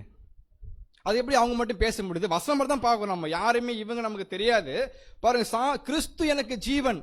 இந்த ஜீவன் கிடையாது. நான் எப்போ மறிச்சனோ எனக்குள்ள என்ன உருவாயிடுச்சு, கிறிஸ்துவின் ஜீவன் உருவாயிடுச்சு.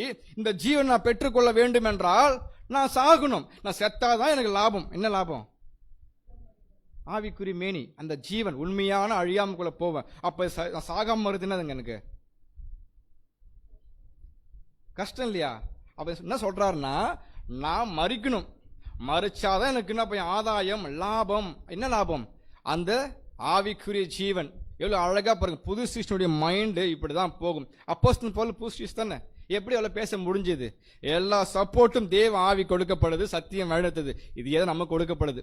சொல்ல போனாக்கா மற்ற அப்போஸ்தலரை காட்டிலும் அப்போஸ்தலன் பவுலுக்கும் நமக்கு ஒரு ஒற்றுமை இருக்கு நமக்கு. ஏன்னா மற்ற அப்போஸ்தலர் இயேசு கிறிஸ்து கூட என்ன பண்ணாங்க, வாழ்ந்தாங்க, பேசினாங்க. அப்போஸ்தலன் பவுல் என்ன பண்ணல, இயேசு கிறிஸ்து பார்க்கல மாம்சத்துல. ஆனா என்ன பண்ணாங்க, மகிமையாளந்த கர்த்தரை இயேசு மீட் பண்ணாரு. ஆனா 2ஆம் முறை கிடையாது, ஞாபகம் வச்சுக்கோங்க. நாம என்ன பண்றோம், 2ஆம் வருகையில கர்த்தராக இயேசுக்கு ராஜா வந்திருக்க, ராஜ்யபாரம் பண்ற அப்பேற்பட்ட வெளிச்சத்தை காணப்பட்டிருக்கோம். மிகப்பெரிய சந்தோஷம் இது. அவங்க பேசுவாங்க, அந்த கிறிஸ்து எனக்கு ஜீவன். இந்த புது சிருஷ்டி கிறிஸ்து தரித்து கொண்டிருக்குது.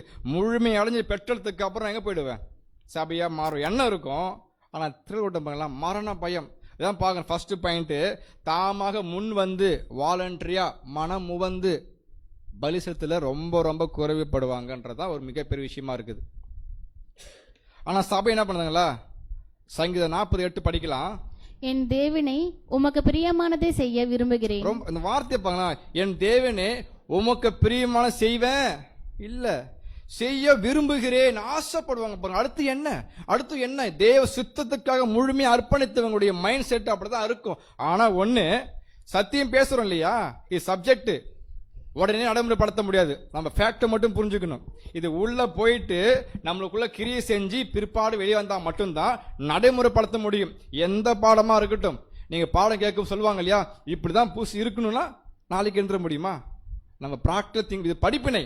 இன்னைக்கு வாங்கி வச்சுக்கிட்டு நான் என்ன பண்ண போறோம், அதை எப்படி நம்ம ஆகாரம் பூசிக்கும் உடம்புக்குள்ள போயிட்டு கொஞ்ச நேரத்துக்கு சத்து கொடுக்குது இல்லையா, இயக்க வைக்குது இல்லையா, அதே மாதிரி அந்த புதிய சிந்தைக்கு அந்த ஆகாரம் கொடுக்கப்படுது. அது போயிட்டு என்ன பண்ணுது, அவங்கள வாழ்க்கையினுடைய வழிப்பு என்ன பண்ணுது, நடக்க வைக்குதுன்னு பார்க்குறோம். அப்படின்னா உங்களுடைய சித்தம் தேவனே உமக்கு பிரியமான செய்ய விரும்புகிறேன், ஆசைப்படுவாங்க. அடுத்தடுத்த அப்டேட் என்ன கொடுக்குற தேவன், நான் என்ன செய்யணும், நான் என்ன பண்ணுன்ற ஆசை அவங்களுக்குள்ள இருக்கும். தானா என்ன பண்ணுவாங்க. உதாரணம் பார்த்தா எக்லீஷியா ஒரு ஒர்க் இருக்கு, எக்லீஷியாக்குள்ள எவ்வளோ வேலை இருக்குது. அந்த வேலையை சபை எப்படி பண்ணுவாங்கன்னா, நான் அவருடைய மகன், இது என் வீடு, என்னுடைய ஒர்க்கு நான் தானா பண்ணுவேன், சொல்லி பண்ண வேண்டிய அவசியமே இல்லை. ஆனா வேலைக்காரன் என்ன பண்ணுவாங்க, நான் வால்யூம் 1ல படிச்சிருப்போம், அந்த பாயிண்ட் நான் ஷேர் பண்றேன். ஒரு வேலைக்காரி இருக்கிறாங்க, வேலைக்காரன் என்ன பண்ணுவாங்க, நீங்க என்ன பண்ணுங்க, அந்த கிளீன் சொன்னா பண்ணுவாங்க இல்லையா, பையன் என்ன பண்ணுவாரு, சொல்லணுமா, அவங்க வீடு பார்க்கறது எங்க அழுக்காக தான் பண்ணுவாங்க, கிளீன் பண்றவர். இதான் வித்தியாசம். வேலைக்காரனை போல போய் சொன்னாதான் செய்யணுன்றதல்ல, மகனை போல உரிமை எடுத்துனா பண்ணுங்க, அப்பாவோட ஒர்க்கை நம்ம பண்ணி ஆகணும், எந்த வித ஊழியமா இருக்கட்டும். ஆனா சபை என்ன பண்ணுவாங்களா, பண்ணுவாங்க, சரியா பண்ணுவாங்க. ஆனா திரள கூட்டம் அவங்களும் பண்ணுவாங்க, ஆனால் சுய மகிமைக்காக பண்ணுவாங்க, 4 பேர் பார்ப்பதற்காக பண்ணுவாங்க. இதெல்லாமே ரொம்ப தெளிவாக இருக்கணும். நமக்கு தெரியாது சகோதரி பண்ணுறாங்க குட், சகோதரி பண்ணுறாங்க வெரி குட். ஆனால் தேவனுக்கு தெரியும் அவங்க எந்த மனசு அடிப்படையில் பண்ணுறாங்க. சகோதரி பார்க்குறாங்கன்னு பண்ணுறாங்களா இல்லை சகோதரன் பார்க்குறாங்க பண்ணுறான்றது நமக்கு தெரியாது. நம்ம பார்வைக்கு பண்ணுறாங்க, அவ்வளோதான், ஒர்க்கு போகுது. ஆனால் மனசாட்சி சொல்லும் நம்ம சரியாக பண்ணுற மாதிரி தேவன் என்ன பண்ணுவாங்க பார்த்துப்பாங்கன்ற ஒரு வித்தியாசம். சின்ன விஷயம் தான் அது. அப்போ இந்த சின்ன விஷயம் எல்லாம் பார்க்கும்பொழுது நம்ம தெளிவாக கன்ஃபார்ம் பண்ணிக்கலாம், நாமோ தேவனுக்காக மனமோ வந்து பலி செலுத்து கொண்டு இருக்கிறோமா இல்லை யார் சொல்லுவாங்கன்னு வந்துட்டு இருக்குமா, மற்றவங்களுக்கு வரமான பிரித்து பார்க்கறதுக்கு நம்ம இது என்னுடைய அழைப்பு, எனக்கு கொடுக்கப்பட்டது, நான் தானே பண்ணணும், சரியாக பண்ணுறோம் என்ன வரணும். அதேமாதிரி நம்ம தேவனோட உடன்படிக்கை பண்ணிட்டோம் இல்லையா, உடன்படிக்கை பண்ண அந்த உற்சாகம் இருக்கு இல்லையா, எப்படி இருக்கும், மிகப்பெரிய அதிகமான ஒரு வைராக்கியம் காணப்படும். அந்த மாதிரி பலி செலுத்த நாமோ போக போக எப்படி இருப்பாங்க தெருல கூட்ட பார், உற்சாகம் இல்லாமல் பலி செலுத்துவாங்க. அந்த பலியை தேவன் அங்கீகரிப்பான்னு நினைக்கிறீங்களா? பலி செலுத்துவாங்க தான், ஆனால் பலி வித்தியாசம் இருக்குது. தேவன் அங்கீகரிக்கிற மாதிரி இருக்கணும் பலி. உற்சாகமே இல்லை, ஆரோக்கியமே இல்லை, சும்மா வந்து பண்றீங்க, அது எப்படி தேவன் எதிர்பார்ப்பாங்க? அதுதான் அவங்க அழைச்சாங்க. அந்த பலிக்குள்ள ஒரு முழுமை காணப்படணும், திருப்தி இருக்கணும், குட் சரியா பண்ணாங்க, வெல் டன் என்ற வார்த்தையை பயன்படுத்தணும். ஆனால் பலி செலுத்துவாங்க, எந்த மாற்று கருத்துமே இல்லை. அதே மாதிரி இந்த மாதிரி உற்சாகம் இல்லாம முழுமை இல்லாம ஏதோ நம்ம பண்றோம் பண்ணிட்டு இருந்தாங்க, உண்மையாகவே தேவன் கட்டாயமா அந்த பலியை அங்கீகரிக்க மாட்டாங்க, எந்த மாற்று கருத்துமே இல்லை. உதாரணம் சொல்லட்டுங்களா? சூப்பர் உதாரணம் இருக்குது. என்னங்க இது? போக்காடு. போக்காடு எதுக்கு வருது? பலி செலுத்த தான் வருது. ஆனா என்ன பண்ணல, பலி ஆகல. பலி செலுத்த வருது, பலி ஆயிடுச்சா? அருமையான உதாரணம். இதே தான் தெருல கூட்டம். பலி செலுத்த வருகிறேன், பாட்டு பாட சொல்லலான்னு, சரி பாவி நானாய் தான், பட் வரோம், ஆனா பலி ஆகிறமான்றதான் பாயிண்ட். அழகான உதாரணம் பாருங்க. ஏன்னா தெருல கூட்டம் இப்படிதான் இருப்பாங்க, பலி செலுத்துக்கு ரொம்ப விருப்பப்பட்டாலும் சரி, ஆனா பலி ஆக மாட்டாங்க. அப்புறம் பண்ணுவாங்க, அந்த பலி தேவன் அங்கீகரிக்க மாட்டாங்கன்றத தெளிவாக தெரியும். இன்னொரு உதாரணம் இருக்குது. கானானை வேவு பார்க்க போவாங்க இல்லையா, 12 பேர் போவாங்க. அதுல 10 பேர் என்ன பண்ணுவாங்க, ஒரு நியூஸ் சொல்லுவாங்க, 2 பேர் நியூஸ் சொல்லுவாங்க. இப்ப என்ன வெளிப்படுத்தி பார்க்கலாம்னாக்கா நமக்கு தெளிவா தெரியும் அந்த 10 பேர் யாரு, நம்ம மெஜாரிட்டி தேவனுக்கு கொடுத்த மிகப்பெரிய வாக்குத்தத்தம் நம்பிக்கை இல்லாதவர்கள். நாங்க கூட இருக்கிற சொல்றாரு, இப்போ என்ன பண்ணுங்க, வேவு மட்டும் பார்த்து வாங்கன்ட்டு அவங்க பார்த்து போட்டு தேவன் நம்பிக்கை இல்லாம அவங்கள பார்த்து பயந்து அவங்க என்ன பண்ணாங்க, கம்பீரமானவர்கள், ரொம்ப ராட்சத மாதிரி இருக்கிறாங்க அப்படின்னு பயம் எங்க வருது, அவங்க மேல வருது, நம்பிக்கை இழக்கப்படுறது, விசுவாசம் இழக்கப்படுறது. அப்ப யாரு இவங்க? அழைக்கப்பட்டவங்க 12 பேர் இல்லையா? அதே மாதிரி சபையை வந்துட்டாங்க. அந்த சபைக்குள்ள இருந்துட்டு தேவன் கொடுத்த வாக்குத்தத்தம் மேல மிகவும் நம்பிக்கை இல்லாம விசுவாசம் இல்லாம கொஞ்சம் கொஞ்சமா குறையப்படுறதுனாலதான் தெருல கூட்டமா மாறுறாங்கிறத கண்டுபிடிக்கிறோம். அப்ப 2 பேர் பார்க்க சபை தேவனை மட்டும் நம்பி இருப்பாங்க. அவங்க யாரா இருந்துட்டு போட்டும், ராட்சதா இருக்கட்டும், தீவிரவாதம் இருக்கட்டும், யாரா இருந்துட்டு போட்டும், எனக்கு சப்போர்ட் யார், என் தேவன் இருக்கிறாங்க. அப்ப நம்பிக்கை முழுமையா வச்சிருக்காங்க. பாத்தீங்களா, உற்சாகத்தின் பலி முழுமையா இருக்கிறாங்க. ஆனா அந்த 10 பேர் பாருங்க, நம்பிக்கை இல்ல, பயம். அப்ப தேவனுடைய மிகப்பெரிய ஆசத்தை பார்த்தாங்களா இல்லையா? அவங்க தேவன் யாருன்னு தெரியும் இல்லையா? இஸ்ரவேல் நடத்தினா 40 வருஷம் நடத்தினாங்க, எவ்வளவு அற்புதம் அதிசயம் பார்த்தாங்க, எல்லாமே தெரியும். மேகஸ்தம்பம் பார்த்திருப்பாங்க, அக்னிஸ்தம்பம் பார்த்திருப்பாங்க, செங்கல் 2 பிளந்து வந்து எல்லாமே தெரியும். ஆனா ஏன் நம்பிக்கை இல்லை? அதான் பயம், மரண பயம். தானாக முன் வந்து ஐயோ நம்ம போனா கொண்டுருவாங்களோ, வாழ்வாதாரத்திற்காக என்ன பண்ணுவாங்க, அதை காம்ப்ரமைஸ் பண்ணுவாங்க. அதே தான் சபைக்குள்ள பார்க்கிறோம். தெருல கூட்டமும் அப்படிதான் வரும். அவங்களுக்கு கிறிஸ்து தெரியும், தேவன் தெரியும், பரிசுத்த வல்லம் எல்லாமே தெரியும், சகோதரருக்கு எல்லாமே தெரியும். பட் பலி செலுத்துற விஷயத்துல மாறுபடுவாங்க. தானா முன் வர்றது கிடையாது. தேவன் கொடுத்த வாக்குத்தத்தம் மேல் நம்பிக்கை இல்லாமை தனி ஃபுல்லா பற்றி கொள்ள மாட்டாங்க. அப்படி இல்லாததுனால தான் குறைவு ஏற்படுது, விசுவாசம் குறைவு ஏற்படுது. இப்படி பண்ண என்ன ஆகும், எப்படி பலி செலுத்த தோணும். அப்படியே பலி செலுத்தினா கூட 4 பேர் பார்ப்பாங்க, செலுத்துவாங்களே தவிர அந்த பலி உண்மையாகவே முழுமையாக தேவன் அங்கீகரிக்கவே மாட்டார். நீங்க ஓப்பன் சேலஞ்ச். ஏன்னா ஒரு பிதாவாகிய தேவன் சர்வ ஞானம் உள்ளவர், நீதி உள்ள தேவன். காம்ப்ரமைஸ் பண்ணி ஓகே வந்துட்டான், அப்படி இல்லை. ரிஜெக்ட் பண்றதுல ஃபர்ஸ்ட் குவாலிட்டி அவர். தப்புனா தப்பு, கரெக்ட்னா கரெக்ட். அப்ப ஃபர்ஸ்ட் பாயிண்ட் பார்க்கிறோம், தாமாக என்ன பண்ண மாட்டாங்க, வந்து பலி செலுத்த மாட்டாங்க. நம்ம உதாரணம் பார்த்துட்டு மனசை வச்சுக்கலாம். செகண்ட் பாயிண்ட், தாளந்து கொடுத்திருப்பாங்க தேவன், அந்த தாளந்துகளை சரியான வகையில் பயன்படுத்த மாட்டாங்க. ஆனா ஒண்ணு, தாளந்து இருக்கா? அழைக்கப்பட்ட ஒவ்வொரு தேவன பிள்ளைகளும் தாளந்து இருக்கு. தாளந்தை பயன்படுத்துவாங்க. அங்கே நம்ம என்ன போட்டிருக்கோம்? ப்ராப்பராக பயன்படுத்த மாட்டோம். அதான் பாயிண்ட்டு. எல்லாமே பண்ணுவாங்க. ஏன்னா அவங்களும் புது சிருஷ்டியாக அழைக்கப்பட்டிருக்கிறவங்க தான். அவங்களும் எங்கே தான் போகிறாங்க? பரலோக நிலைமைக்கு தான் போகிறாங்க. ஆனால் தோழி வகுப்பார். பட் ஒரு பிரித்து பார்க்கணும். தாளந்து கொடுக்கப்பட்டிருக்கு, அந்த தாளங்களை சரியான பண்ண மாட்டாங்க, பயன்படுத்த மாட்டாங்க. உதாரணம் பார்க்க, ஒரு ஆத்தில் பார்த்துருப்போம், தாளந்து பார்த்துருப்போம் இல்லையா? இப்போ பாருங்க, எஜமான் வந்து கொடுக்குறாங்க, 5 2 1 வாங்கிட்டாங்க. 5 வாங்கிட்டவங்க 2 வாங்கிட்டவங்க யார் சொல்லுவாங்க? கொஞ்சத்தில் உண்மையாக இருந்த எங்கே போகிறீங்க அண்ணே. அப்போ யார் அடையாளப்படுத்துது? சபை ஜனங்கள் வாங்க சரியாக பயன்படுத்தி என்ன பண்ணுவாங்க? சம்பாதிச்சு 2 மடங்கு கொடுக்கறது. அப்போ இவர் புதைக்கிறார் ஒருத்தர், அவர் எது கடையில் இருக்கிறாங்கன்னா, மத்தியில் படிக்கும்போது சொல்லுவார், சோம்பலும் பொல்லாத ஊழியக்காரனே என்ன பண்ணுவாங்க? புறம்பான இருளில் தள்ளப்படுவார். படிச்சு பாயிண்ட்டு. ஆனால் லூக்கால படிக்கும்போது அதற்கு அவன் பொல்லாத ஊழியக்காரனே. அப்போ பாருங்க, ஊழியக்காரன் தான், எந்த ஒரு மாற்று கருத்துமே இல்லை. ஆனால் என்ன பேர் வாங்குறா பாருங்க? பொல்லாத ஊழியக்காரன். அப்போ பாருங்க, கொடுக்கப்பட தாளந்து என்ன பண்ணுவாங்க? சரியா பயன்படுத்த மாட்டாங்க. ஆனால் பயன்படுத்துகிற என்ன பண்ணுவாங்க? வச்சுட்டு பண்ணுவாங்க. ஆனால் தேவன் கொடுத்த தாளந்து தேவனுக்காகவே முழுமையான பண்ண மாட்டாங்க, சரியாக செய்ய மாட்டாங்கன்னு பார்க்கணும். இப்படி பண்ணாத போவதுனால தான் அவங்க என்னவா மாறுறாங்க தெரியுங்களா? திரள் கூட்டமாகவே மாறுறாங்க. ஆனால் ஒன்று பார்க்கும் பொழுது தெளிவாக தெரியுது பாருங்க. 5 வாங்கிட்டவங்களுக்கு ரொம்ப கஷ்டம். 5 கொடுக்கணும், தெரியுதுங்களா? 2 வாங்கிட்டு 2 கொடுக்கணும். 1 தான் வாங்கியிருக்கோம், 1 கொடுத்தா போதும். தேவன் எதிர்பார்க்குறாங்க. அந்த 1 வாங்கி வச்சு என்ன பண்ணுறோன்னா, நானும் பயன்படுத்துறது கிடையாது, மற்றவங்களும் பயன்படுத்த கிடையாது. பாருங்களேன், யூஸ்லெஸ் என்ன பண்ணுற, போயிட்டு குழி தோண்டி போச்சு வச்சிருக்காரு. ஆனால் பத்திரமா வச்சிருக்காரு. எந்த நல்லா பாருங்களா, கூர்ந்து கவனிங்களா, தாளந்து வாங்கிட்டாரு, ஆனால் பத்திரமா வச்சிருக்காரு. அதை தூக்கி போடல, நிராகரிக்கல, எனக்கு வேண்டாம் சொல்லல, ஆனால் பத்திரமா புதைச்சி வச்சிருக்கிறாரு. ஆனால் அவரும் பயன்படுத்தல, மற்றவங்களுக்கும் பயன்படுத்தல. இப்படி பாட்டலாம் பார்த்தா தேவன் சொல்றாங்க, இவன் பொல்லாத ஊழியக்காரன். ஆனால் ஊழியக்காரன் தான், தாளந்து வாங்கிட்டாரு தான், சரியாக பயன்படுத்தாத என்ன பண்ணுங்க, ஒரு சோம்பரியா இருக்கிற வெளிப்படுத்துறாங்க. ஆனால் பாருங்களேன், நம்ம இன்னும் பார்க்கும் பொழுது 5 வாங்கினவங்க கணக்கு காமிச்சிருவாங்க, தேவனே பண்ணிட்டேன்னு.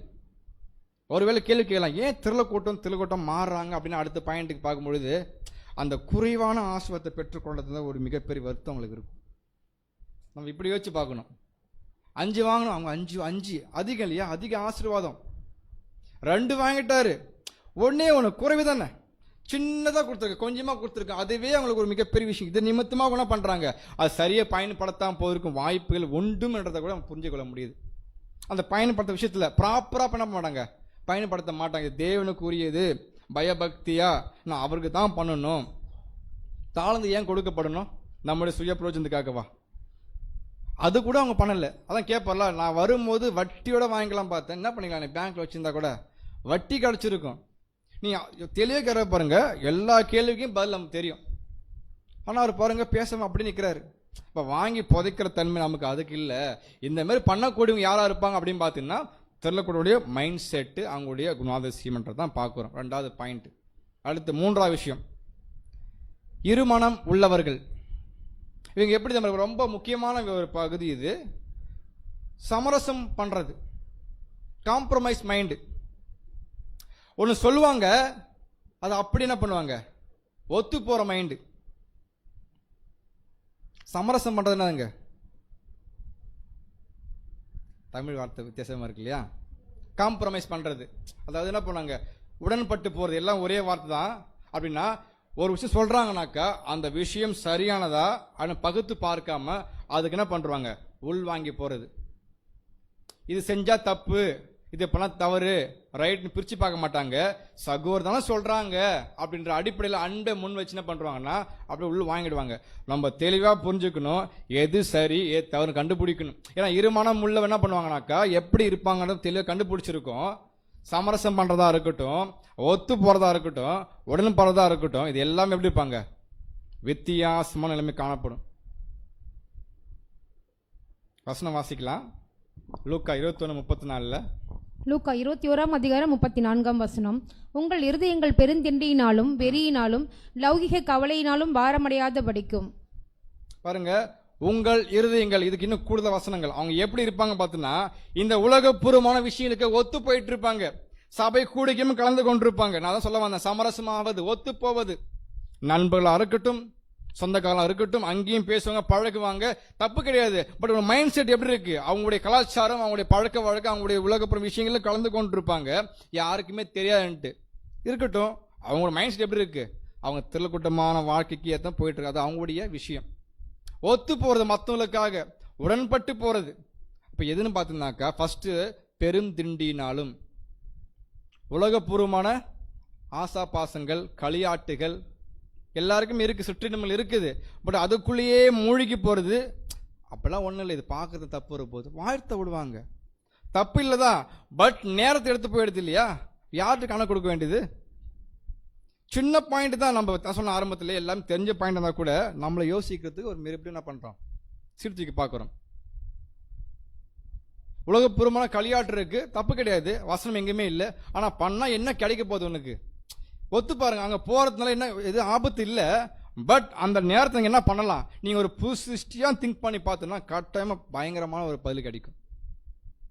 எப்போ நேரம் கிடைக்கும் எதிர்பார்ப்பாங்க. கிறிஸ்து எப்படி இருந்தார், அவரும் புதுசு தானே, அறிபூர்வமான மனுஷன், எல்லாமே அனுபவிக்க வாய்ப்பு உண்டு. ஆனால் என்ன பண்ணல, தேவனுடைய வேலை செய்வதே என்னுடைய போஜனம், அதான் என் விருப்பம். எப்படி செஞ்ச முடிஞ்சது, அதனால தான் ஜெயிச்சு பரலோகத்தை போயிட்டாங்க. நமக்கு அதே மாதிரி குவாலிஃபிகேஷன் வேணும், படிப்பினை கொடுத்துட்டு இருக்கிறாரு.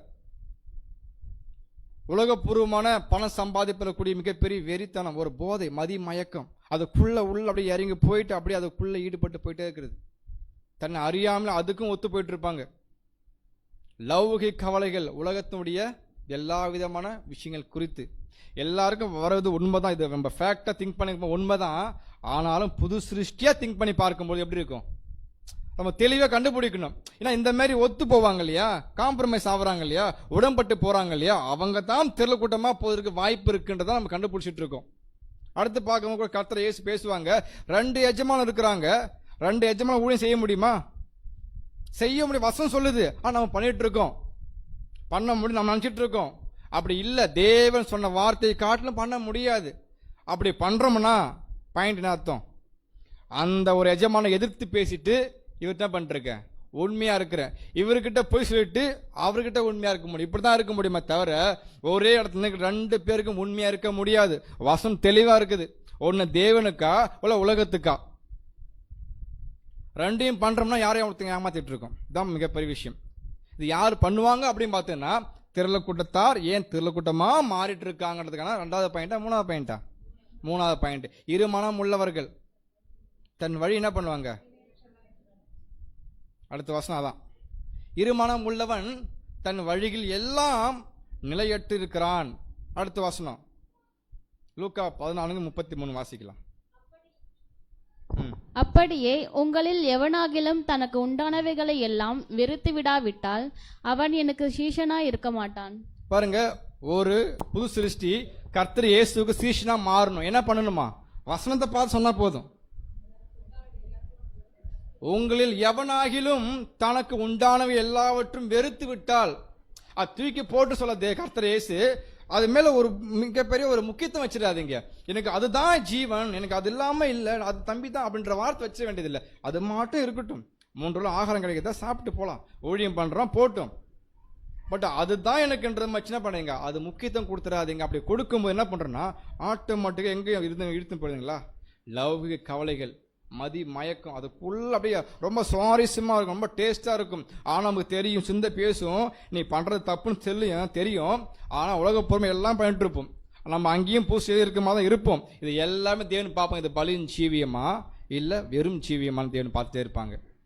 இதுதான் உதாரணம் கொடுக்கும்போது, சகோதரர் உண்மையாக நடந்த சம்பவம் அவர் எழுதியிருக்கிறாரு. என்னன்னு பார்த்தீங்கன்னா, ஒரு சகோதரன் சகோதரி ஊழியத்தை பார்த்து, பிரதர் நானும் உங்க கூட ஊழியம் செய்ய ரொம்ப விரும்புகிறேன், ரொம்ப ஆசையாக இருக்குது பிரதர், ஆனால் ஒன்று எனக்கு ரொம்ப கஷ்டமாக இருக்குது, வருமானத்தினுடைய குறைகள் அதிகமாக இருக்குது, மனைவியாக இருக்கிறாங்க, பிள்ளைகள் இருக்கிறாங்க, பட் நான் அதுக்காக சம்பாதிக்கணும்ல, அதெல்லாம் என்ன பண்ணலாம், ரொம்ப விருப்பம் இருக்குது, பட் நான் கொஞ்ச நாள் போகட்டும், நான் கொஞ்சம் வந்ததுக்கு அப்புறம் நான் என்ன பண்ண கூட ஜாயின் பண்ணிக்கிறேன் அப்படி சொல்லியிருக்காரு. கொஞ்ச நாள் போனதுக்கு அப்புறம் தேவன் செக் பண்ணியிருக்காரு, அவங்களுக்கு சொன்ன வார்த்தையை தேவன் செக் பண்ணியிருக்கிறாங்க. சரி விரும்புகிறாரு, ஓகே, அப்போ என்ன பண்ண, குறைவாக இருக்கிறவர் என்ன பண்ணுறாங்க, தேவன் ஒரு கிருபையால் நல்ல ஒரு வேலை கிடைக்குது, நல்ல வருமானம் கிடைக்குது, வருமானம் அதிகரிச்சு நல்ல சந்தோஷமாக இருக்கிறாரு. கொஞ்ச நாளைக்கு அப்புறம் சகோதரர் கூட என்ன பண்ணுறாங்க, திங்க் பண்ணுறாங்க, அந்த ஒரு சகோதரன் நீ பேசினார்ல, நம்ம கூட சேர்ந்து ஊழியம் பண்ணுன்ட்டு, நம்ம போய் அவர் என்ன பண்ணலாம், மீட் பண்ணலாமா அப்படின்னு பேசிட்டு கிளம்பி போயிருக்கிறாங்க. போயிட்டு பிரதர் இந்த மாதிரி மீட் பண்ணியிருக்காங்க, பார்த்த உடனே விஷ் பண்ணுவோம் இல்லையா, விஷ் பண்ணிட்டு பிரதர் இந்த மாதிரி நீங்கள் அங்கே சொன்னீங்க இல்லையா இந்த மாதிரி ஊழியம் செய்யணுன்ட்டு சொன்ன உடனே என்ன பேசிட்டாருன்னா, சொல்லுங்க பிரதர், எவ்வளோ அமௌண்ட் வேணும், என்ன பண்ணணும், ஊழியத்துக்கு சப்போர்ட் பண்ணணும் இப்படி கேட்டிருக்காராம். திரளக்கூட்டத்தார் ஏன் திரளக்கூட்டம் மாறுறாங்க தெரியுதுங்களா? ஆரம்பத்தில் குறைவுபட்டிருக்கும் பொழுது மனைவி இருக்கிறாங்க, சம்பாதிச்சுட்டு வரணும் போயிட்டு, ஆனால் ஊழியம் விருப்பம் இருந்துச்சு. இப்போ அந்த விருப்பத்தினுடைய தன்மையே காணாமல் போயிடுச்சு. போய் சகோதரர் பேசுறாங்க, பேசும்போது சொல்றாங்க என்ன சப்போர்ட் பண்ண உங்களுக்கு இல்லையா பிரதர், நீங்க என்ன சொன்னீங்கன்னா இது மாதிரி ஓரளவுக்கு ரெடி ஆனதுக்கு அப்புறம் ஊழியத்துக்கு வர சொன்னீங்க, சேர்ந்து பண்ணலாமான்னும் போது அதெல்லாம் இப்போ சாரி பிரதர், இப்போ கொஞ்சம் டைம் ரொம்ப பிஸியாக இருக்கேன், ரொம்ப டைட் ஒர்க்கு போயிட்டுருக்கு, இது கமிட்மெண்ட் அதிகமாக இருக்குது பிரதர், ரொம்ப இதாக இருக்குது, நான் சொல்கிறேன். பேச்சுவார்த்தை பார்த்தீங்களா என்ன புரியுது அங்கே? அவரும் சபையை அழைக்கப்பட்டவர் தான், பட் நிலைப்பாடு மாறுது பாருங்க, மைண்ட் செட் மாறுது பாருங்க. அதான் தெளிவு சொல்லப்படுது. இந்த உதாரணங்கள் ஒன்று நடந்த சம்பவம், இதே மாதிரி சம்பவம் வேதாகமத்தில் எங்கே இருக்குது அப்படின்னு பார்த்தோம்னா லோத்து சம்பவம் நமக்கு தெரியும், பரிச்சயமான சம்பவம். இந்த வசனம் வாசிக்கலாம் பாருங்களேன். ஆதியாகமம் 19:15. ஆதியாகமம் 19ஆம் அதிகாரம் 15ஆம் வசனம். கிழக்கு விழுக்கும் பொழுது அந்த தூதர் லோத்தை நோக்கி, பட்டணத்திற்கு வரும் தண்டனையில் நீ அழியாதபடிக்கு எழுந்து உன் மனைவியையும் இங்கே இருக்கிற உன் 2 குமாரத்தையும் அழைத்து கொண்டு போ என்று சொல்லி அவனை துரிதப்படுத்தினார்கள். வசனம் தெளிவா இருக்கு. லோத்து எது கடையிலாம இருக்கிறாங்க, திரளக்கூட்டம் நமக்கு தெரியும். கிழக்கு விழுக்கும் போது அந்த தூதர் லோத்தை நோக்கி பேசுறாங்க, பட்டணத்திற்கு வரும் தண்டனையில் நீ அழியாதபடிக்கு. எவ்வளவு பெரிய எச்சரிப்பு பாருங்க, வசனத்தை பிரிச்சு பார்க்கலாம். தெளிவா என்ன பண்ற எச்சரிப்பு கொடுக்குறாங்க, நீங்க வரும் மிகப்பெரிய உபத்திரம் வரப்போகுது, நீ என்ன பண்ணுங்க அதை அழித்து மாட்டிக்கொள்ள, அப்படி தப்பித்து கொள்ளுங்கன்ற வான் பண்றாங்க. ஆனா என்ன பண்ணல, அவரு அங்கேதான் இருக்கிறாரு. நீ என்ன பண்ண, உடனே எழுந்து உன் மனைவியும் இங்கே இருக்க 2 மகள்களையும் என்ன பண்ணுங்க அழைத்து கொண்டு போங்க சொல்லி என்ன பண்ணாராம், துரிதப்படுத்தின. அந்த வார்த்தை முக்கியமான அப்படின்னு அர்த்தம். சீக்கிரம் கிளம்புங்க, டைம் இல்லை, முடிவு அழிய போகுது, கிளம்புங்க கிளம்புங்கன்றாரா. என்ன பண்ணிட்டு இருக்காரு அவரு? அவர் சொல்ல என்ன பண்றாரு லோத்து, தாமதிக்கிறாரு, போகாததுனால துரிதப்படுத்தணும். நம்ம சொல்லுவோம் இல்லையா, சீக்கிரம் கிளம்பு, ஏன் பேசுறோம், கிளம்பாம அங்கே இருக்கிறதுனால தான் கிளம்பு டைம் கேட்போம் இல்லையா. அதான் துரிதப்படுத்துறாருன்னா அவர் யோசிக்கிறாரு, இருமனம் உள்ளவன், இங்க நல்லா செட்டில்மெண்ட், இப்போ அங்கே எப்படி, இதுதான் மைண்டு, இதுதான் தெளிவோட மைண்டு. எப்படி நம்ம விட்டு வருவது அங்கே பாருங்க, தேவ தூரம் துரிதப்படுத்த அழிக்க போறோம் ஓப்பனா பேசுறாங்க. அது கூட மனசுல வச்சுக்காம அந்த இடத்த விட்டு போனா ஆசுவம் கெட்டு போடுமோ. 2 மனசு பாருங்க. இப்படி இருக்கிறவங்க வழிகள் தடுமாறுதான் போகும், சரியான முடிவு எடுக்க முடியாது. சரியான உதாரணம் லோத்து. ஆனாலும் தேவன் என்ன பண்ணல, கை விடல. சபையை விட்டுருவாரா? மகா உபத்தில் மாட்டிக்கும், அப்படியே விட்டுருவாரா? என்ன பண்ணுவாங்க, இழுத்து வந்தாரு பார்த்தீங்களா. அதான் பார்க்குறோம், 2 தேவதூதர்கள் சொன்னா கேட்க மாட்டார், 2 கையை பிடிச்சிட்டாங்க. என்ன பண்ணாங்க, பிடிச்சி ஈர்த்து வந்து வெளில விட்டாங்க. ஏன்னா அவன் நீதிமானா வந்துட்டாரு, கிறிஸ்துவனுடைய ஈடுபில் அங்கீகரித்த ஒரு மகன், ஏற்றுக்கொண்ட மகன். ஏதோ குறைவு நிமித்தம் மிஸ் பண்ணிட்டாரு, பட் விட்டுற முடியாது. என்ன பண்ற, அடுத்து கிருபையின் நிலைமை கொடுக்குறாரு, தோழி வகுப்பார், தேவத்தூள் நிலைமை, அதுவும் பரலோகத்தில் தான், எந்த மாற்று கருத்து இல்லை. அதான் அடையாளம். பட் நம்ம அதுக்காக போகப்படலை, வற்புறுத்தி நம்ம பார்த்து சாப்பியா வாங்க வாங்க கொடுத்தாங்க. உட்காந்து இழுக்கப்படும் போது அதே நிலைமை நமக்கும். மகா உபத்திரம் வரப்போகுது, படிச்சிருக்குமா? மிகப்பெரிய அழிவு வந்து கொண்டிருக்குது. இந்த அழிவுக்குள்ள நம்ம தப்பித்துக் கொள்வதற்கு என்ன பண்ணணுமா, தேவன் எச்சரிப்பு கொடுக்குறாங்க, ரெடி ஆயிடுங்க. நீங்க மரித்தா சாபியா மாறணும், அதான் உங்களுக்கு ஆசை. கிறிஸ்து எனக்கு ஜீவன்னா, ஜீவன் வேணும்னா நீங்க மறிக்கணும். நீங்க மறிச்சா தான் உங்களுக்கு லாபம், நீங்க மறிக்கலாம் உங்க நஷ்டம் தான் உங்களுக்கு. இந்த பூமிக்குரிய வாழ்க்கையிலேயே வாழ்ந்து நேரம் போயிட்டா இருக்குமே தவிர சபையாக மாற முடியாது. அப்படி அந்தக்குரிய ஆதாயத்தை பட்டுக்கொள்ளாம நிலைமை இழந்து போறதுனால தான் அவங்க திரளக்கூட்டமா மாறதுக்கு வாய்ப்பு இருக்கு. 2 மனசு பிரதர், உண்மையாகவே அந்த 2 மனசு இருந்துச்சுன்னா கட்டாயமா நம்ம நினைச்சிக்க வேண்டியதான், நம்ம வழிகள் சரியா இல்லை. இதே புதுசு என்ன பண்ணுவாங்க, வலதுபுறம் இடதுபுறம் சாய்ந்தாலும் வழி இதுவே என்ன பண்ணும், சத்தம் கேட்கும். எங்க இருந்து கேட்கும், அவங்க வழியெடுத்து சத்தம் கேட்கும், கரெக்டா போயிடுவாங்க. இவங்களுக்கு கேட்காதா, கேட்கும், கேட்கறது இல்லை. பார்த்துக்கலாம், காம்ப்ரமைஸ்மெண்ட், அட்ஜஸ்ட்மெண்ட் பண்றது, ஒத்து போறது, உடன்பட்டு போறது, இப்படி போக போக போக உண்மையாகவே நாட்கள் செல்ல அவங்க மனசு மறுத்து போயிடும். அது சரியா சரி நம்ம பண்றது சரிதான் தெரியாம போயிடும். குறைவுபட்டு கொண்டே இருப்பாங்க. இதெல்லாமே எக்ஸாம்பிள் ஏன் பார்க்கறேன்னா, ஒரு திரள கூட்டன்ற அழைப்பே இல்லை, எவ்வளோ சப்ஜெக்ட்ஸ் இருக்குது, ஆசுவா சப்ஜெக்ட், அடுத்த அப்டேட் சப்ஜெக்ட் எல்லாம் பார்க்கணும். நம்ம ஏன் இது பார்க்கணும் கேள்வி எழும்பலாம் இல்லையா? ஆனாலும் காரணம் இருக்குது. திரளக்கூட்டம் ஒரு வகுப்பார் ஏன் அவங்க திரளக்கூட்டம் மாறுறாங்கன்னு கடுப்பினே வந்தால் மட்டும் தெரியும். நிறைய பேர் கேள்விப்பட்டிருக்கோம் பேசி, அட என்னப்பா இது இல்லைனாப்பா என்னப்பா இது போகலாம், அந்த மாதிரி வார்த்தைலாம் கேள்விப்பட்டிருக்கோம். அது என்ன பேச்சு அது? உண்மையாகவே சகோதர அங்கீகரிப்பாளர்கள் தேவன் கட்டாயமாக கஷ்டப்படுவார். என் மகனை கூட சபையா வான்னு கூப்பிட்டா நீ ஒரு மைண்ட் செட் பண்ணிக்கிட்டு நான் இதுக்கு போன்ற என்ன பழக்கம் இது? என்ன ஒரு விஷயம் இது? சத்தியம் புரியலையா இல்லை புரிஞ்சு நீங்களே ஒரு கற்பனை பண்ணுறீங்களா தான் தேவன் பார்ப்பாங்க. ரொம்ப ஆச்சரியமாக பார்ப்பாரு. புரியலனாக்க சொல்லிக் கொடுப்பாரு இல்லையா? ஆனால் புரிஞ்சும் புரியலன்னா பண்ணுவார், அமைதியாக விட்டுருவார். ரொம்ப ஒஸ்ட் கேரக்டர் அது. நம்ம அதை தான் பார்த்துட்டு இருக்கோம், பழைய பாயிண்டாக இருக்கட்டும், பழைய பாடமாக இருக்கட்டும். பட் இந்த கடைசி காலத்தில் நாமோ தெருள கூட்டமாக போகிற அந்த மைண்ட்ஸ் இருக்குதா, இல்லை இருந்தால் தூக்கி போகிற வாய்ப்பு இல்லை என்றால் அடுத்து என்ன பண்ண போகிறேன், நான் புதுசாக போகிறேன்னா ஒரு அப்கிரேட் ஆகிறதுக்கு வாய்ப்பு இருக்குன்றதை பார்க்குறோம். எத்தனாவது பாயிண்ட்டு? 3வது பாயிண்ட்டு. 4th point, வைராக்கியத்தில் குறைவுபடுதல். ரொம்ப சிம்பிளான வார்த்தை மாதிரியே இருக்கும், ஆனால் அந்த வைராக்கியத்துடைய ஆழம் பார்க்கும்போது அந்த டேபர்னல் பலிபீடத்தில் என்ன பண்ணாதீங்களா, அந்த சிறுநீரகம் கல்லீரல் அந்த கொழுப்பெல்லாம் போட்டுலாம் எரிச்சிட்டே இருப்பாங்க. இப்போ அந்த சிறுநீரகம் அந்த ஆட்டுடைய உறுப்புகள் இல்லைங்க, அந்த சிறுநீரகமாக இருக்கட்டும் கல்லீரலாக இருக்கட்டும் எரின்னா என்ன சப்போர்ட் பண்ணணும்? என்ன கூட வேணும்? கொழுப்பு. கொழுப்பு வேணும். அந்த கொழுப்பு இருந்தால் மட்டும்தான் எல்லாம் நல்லாவே எரியும். ஏன்னா ஆயில் வருது இல்லையா இல்லை? அதுதான் என்ன சொல்லுவோம், வைராக்கியம், ஜீல். அப்படின்னா ஒரு புது சிருஷ்டிக்குரிய வாழ்க்கை எப்படி இருக்குனாக்கா தேவனுக்காக முழு வைராக்கியம். ஆனால் துன்பம் தொல்லை கஷ்டம் வறுமை எல்லாம் நடக்கும், வராம இல்லை. அதன் மத்தியிலையும் தேவனுக்காக வைராக்கியமா காணப்படுவாங்க இந்த பூமியில. எப்படியாயினும் கிறிஸ்து இயேசுக்குள்ள அந்த ஆவிக்குரிய மேல் தடுத்து கொள்ள வேண்டும் வைராக்கியம், ஒரு ஆசை, ஒரு வெறி. சொல்லுங்களேன், வெறித்தனமா செயல்படுறாங்க, அது அந்த அவங்களுக்கு இருக்கும். ஒருத்தருக்கு இருந்துச்சு. அப்போஸ்தலன் பவுல் ஷீலா என்ன பண்ணிருக்காங்க? சாப்பிட்டு நல்லா ஃப்ரீயாக உட்காந்துருக்காங்களா? நல்லா அடி, ஜெயிலில் நல்லா அடி வாங்கிட்டு மாம்சத்துக்கு மிகப்பெரிய பாதிப்பு. மற்ற ஜெயிலர்ஸ் இருப்பாங்கல்ல எல்லாம் அமைதியாக படுத்து தூங்கிட்டு இருப்பாங்க. 2 பேர் என்ன பண்ணுறாங்க? எப்படி வந்துச்சு? அது உள்ளான ஒரு உற்சாகத்தின் வெளிப்பாடு. அது தேவனை மகிமைப்படுத்துற மைண்ட் செட். எங்க வேணா இருக்கட்டும், அடிச்சு துன்பப்படுத்திக்கோங்க. அந்த ஆவிக்குரிய சிந்தை அவங்களுக்குள்ள மிகப்பெரிய உற்சாகத்தை கொடுக்கும். ஒரு புது சிருஷ்டி இப்படி தான் நிரூபித்து காண்பிக்கும். வைராக்கியத்தை கொழுந்து விட்டு எரியுவாங்கல்ல, அதுதான் பாருங்க. சிறைச்சாலையா இருக்கட்டும், அரண்மனையா இருக்கட்டும், எங்க இருந்தாலுமே புது சிருஷ்டி அது பெற்ற தேவன் என்ன பண்ணுவாங்க? மகிமைப்படுத்த தாமதம் காமிக்க மாட்டாங்க. அந்த அளவுக்கு ரொம்ப உற்சாகமா காணப்படுவாங்க, சந்தோஷமா இருப்பாங்க. ஆனாலும் துன்பத்து மத்தியில் தான் காணப்படுவாங்க. ஏன்னா பூலோகம் என்ன பண்ணும்? அவங்க நெருக்கும், துன்பப்படுத்தும், கஷ்டப்படுத்தும். எல்லாம் இருந்தாலும் கூட என்ன ஆகும்? ஒரு தெய்வ சமாதானம், ஒரு சந்தோஷம் அவங்களை ஆட்கொள்ளும்.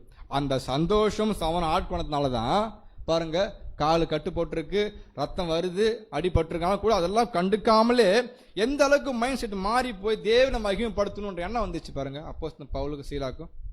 இது மாதிரி தான் இருப்பாங்க புது சிருஷ்டி. ஆனால் யார் அப்படி இருக்க மாட்டாங்க.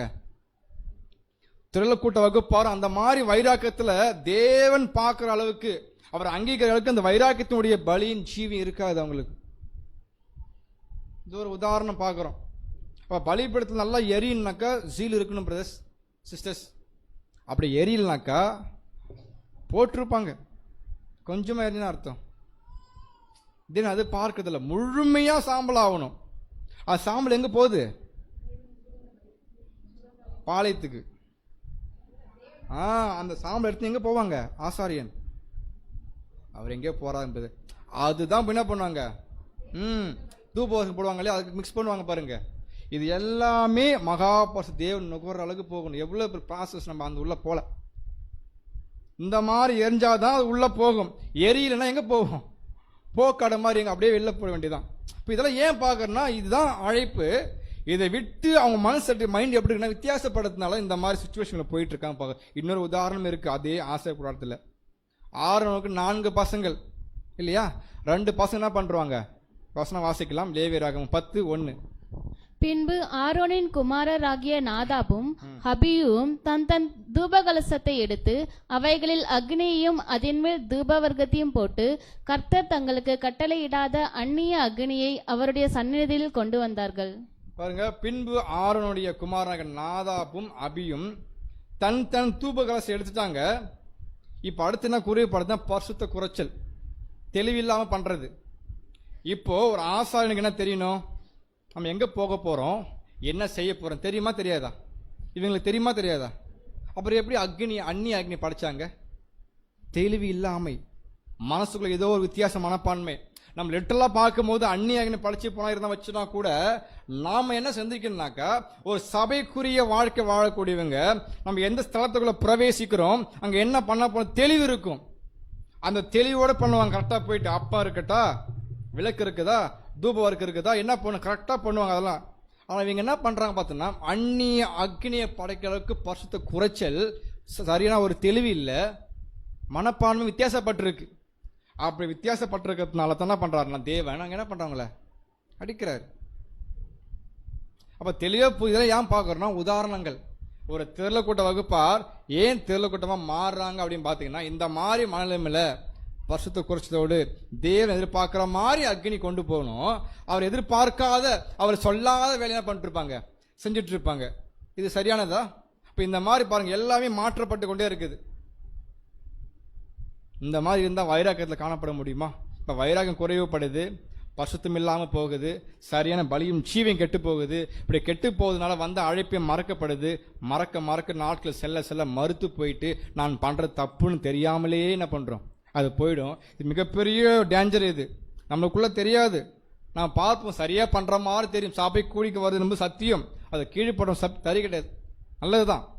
ஆனால் வந்த நாம என்ன நோக்கத்திற்காக வந்திருக்கிறோம், என்ன செய்து கொண்டிருக்கிறோம், அடுத்து நான் என்ன பண்ணணுன்றதை அவங்க என்ன பண்ணணும், அவங்க சீர்தூக்கி பார்த்தா மட்டும்தான் தெளிவாக கன்ஃபார்ம் பண்ண முடியுன்றதை பார்க்குறோம். அப்போ இதெல்லாம் உதாரணம் கன்ஃபார்ம் பண்ணிக்கலாம். இதுக்கு தான் பார்க்குறோம், வைராக்கியத்தில் யார் குறைபடுவாங்க? திரளக்கூட்டத்தால் வைராக்கியத்தில் குறைபடுறதுனால தான் திரளக்கூட்டமாக மாற்றப்படுறாங்க அப்படின்றத பார்க்குறோம். அடுத்து நம்ம 5வது பாயிண்ட் பார்க்குறோம், முக்கியமான விஷயம். ஆவிக்குரிய வளர்ச்சி இருக்குது, அந்த வளர்ச்சியில் குறைவுபட்டிருப்பாங்க. இப்போ ஆவிக்குரிய வளர்ச்சி என்னங்க பிரதர்?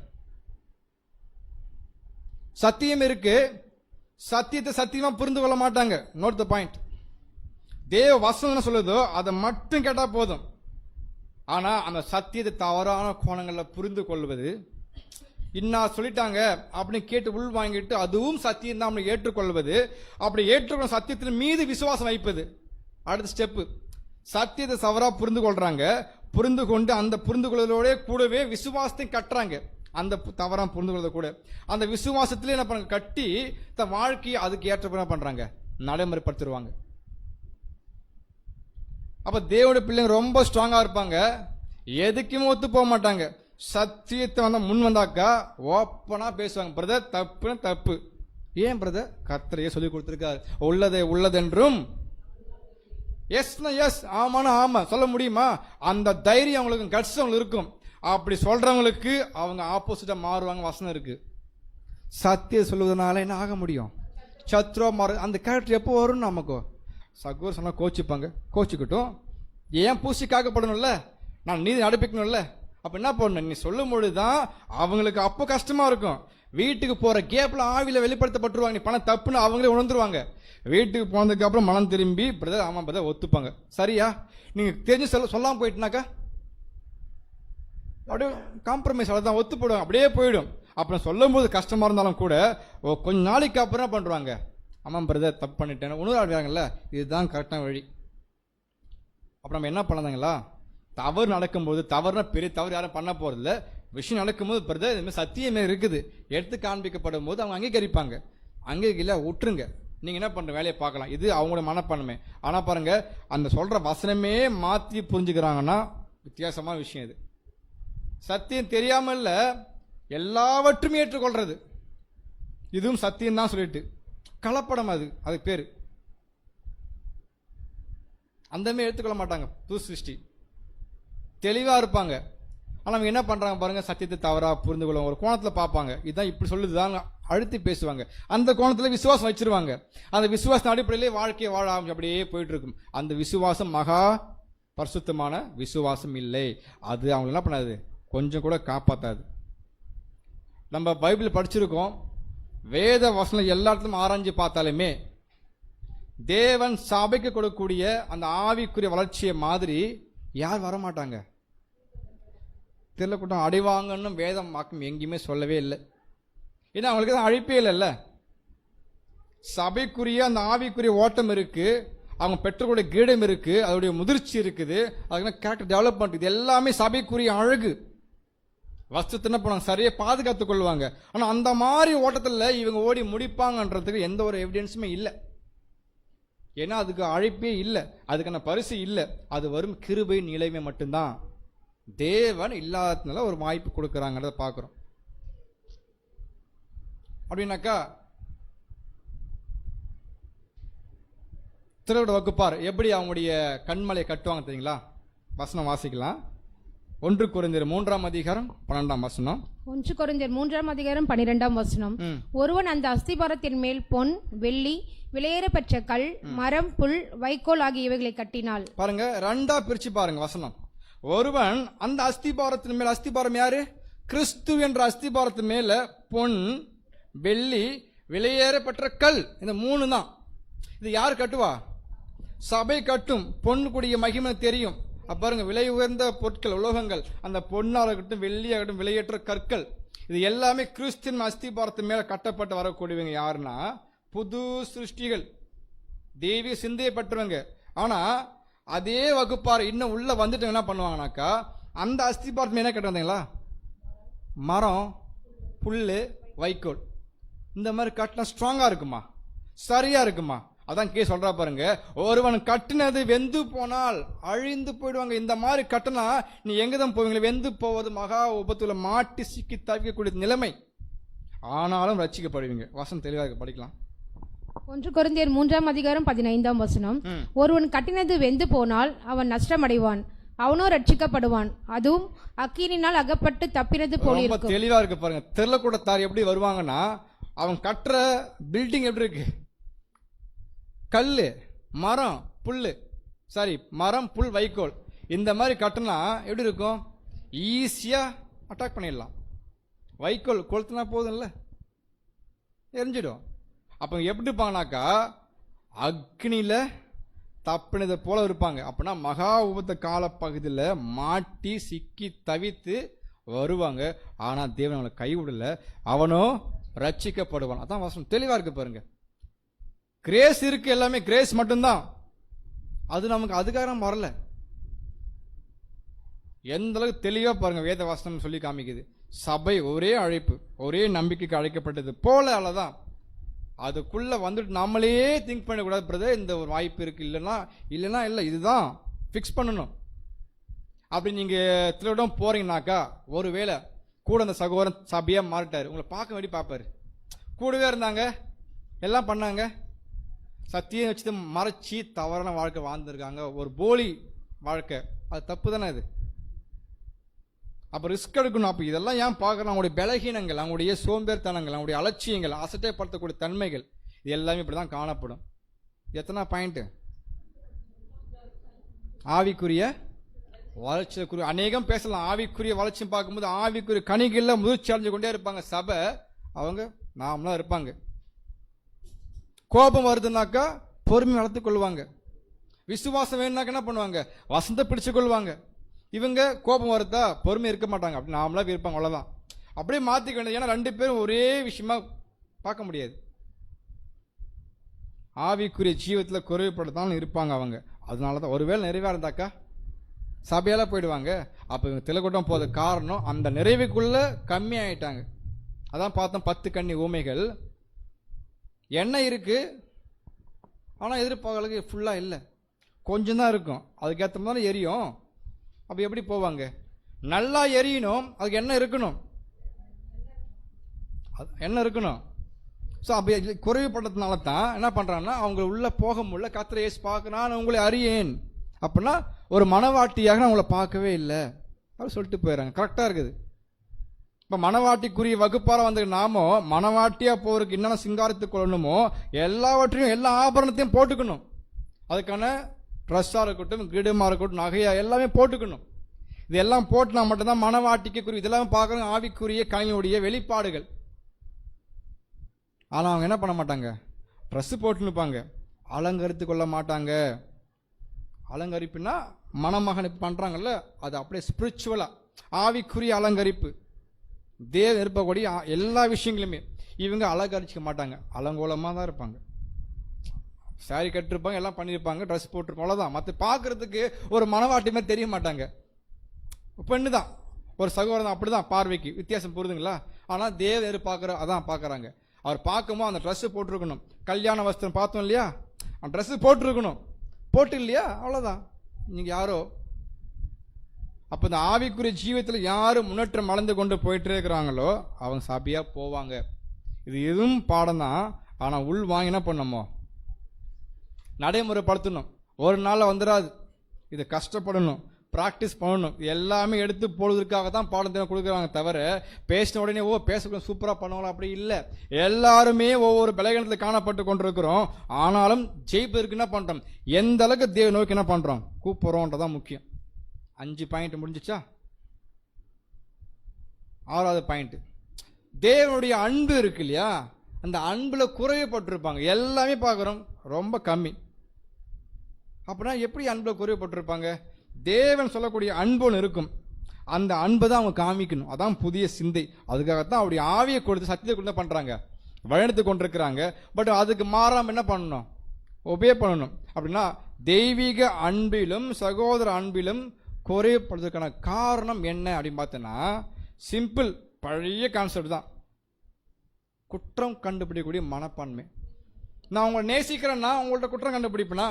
உங்கள்ட்ட பலகீனம் இருக்கட்டும், அது உங்களுடைய பலகீனங்கள். நான் ஒரு புதுசு பண்ணணும், அப்படிதான் பார்க்கணும். குற்றம் கண்டுபிடிக்கிறேன் அப்படின்னா அவங்க மேல எனக்கு அன்பு இல்லை, அவங்கள குறை சொல்ல போறேன்னு அர்த்தம்.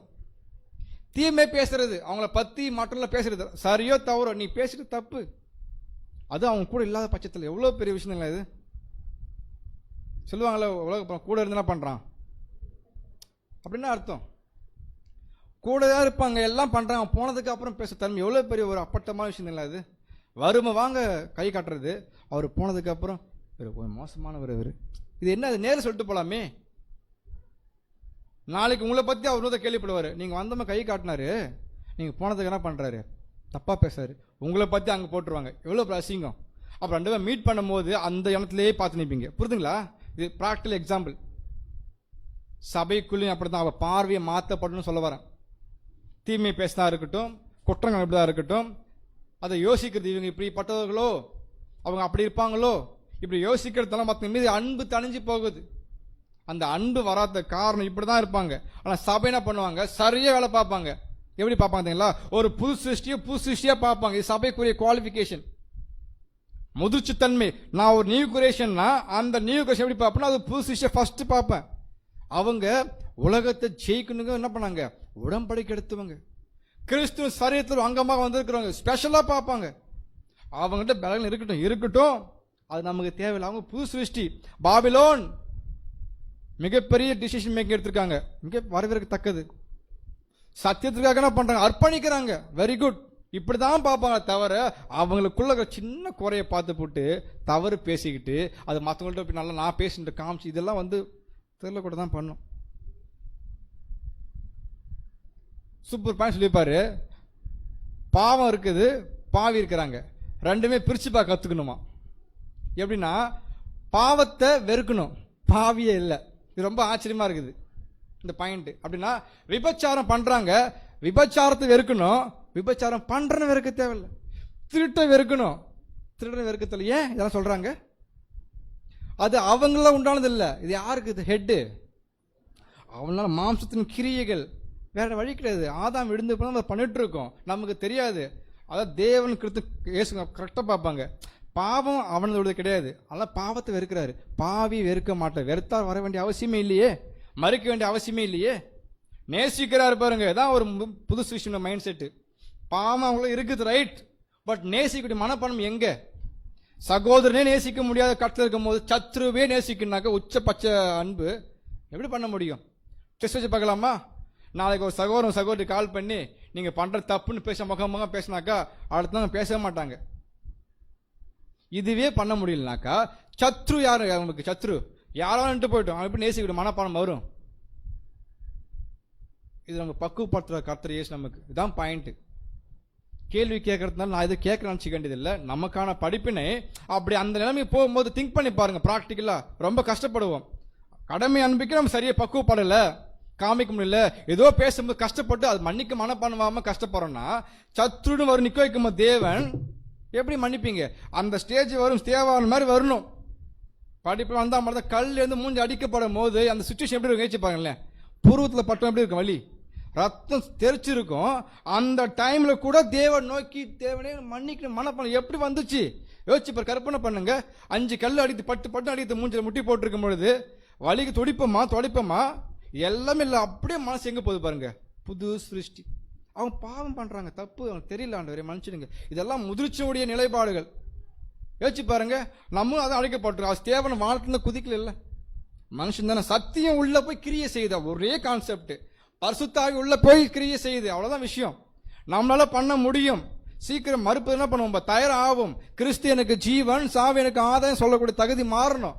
சின்ன விஷயம் உலகத்துக்காக போய் நம்ம இவ்வளோ ரிஸ்க் எடுத்தோம்னா மகிமை இழந்துடுவோம். பார்க்க சிம்பிளா தெரியும், இவ்வளோ விஷயங்கள், சொந்த பந்தங்கள், பணம் எல்லாம் இருக்கட்டும், தேவைக்கு வச்சுக்கோங்க, அவ்வளவுதான். அதுதான் ஜீவி நம்பிட்டோம்னா கிறிஸ்து வேஸ்ட், மறுத்தது வேஸ்ட், ஈடுபட தேவையில்லை, நீ விசுவாசத்து வேஸ்ட். அப்படி எப்படி நீங்க சபையா மாறுவீங்கன்ற எண்ணம் நம்மளுக்கு உருவாக்கப்பட வேண்டும். தீமையை வெறுக்கணுமே தவிர தீமையை பண்ற வெறுக்கிறது பாயிண்ட் ரொம்ப கஷ்டம். அதுதான் உதாரணம் நான் பேசிட்டு இருக்கேன். சகோதரர் பேசுறாங்க, கஷ்டமா இருக்குதா, 10 நிமிஷம் ஆகுமா.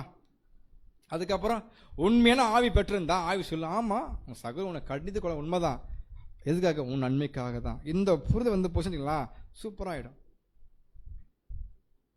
இதுக்காக தான் சொல்றாங்க, இந்த மாதிரி மனசுல விட்டு விட்டு பிரிஞ்சு போறவங்க தான் அந்த திரளக்கூட்ட வகுப்பார் திரளக்கூட்டமாவே மாறிட்டு இருக்கிறாங்க. இந்த மாதிரி மனப்பான்மை, அவங்களுடைய ஆட்டிடியூட் இப்படியே போயிட்டு இருக்கும்.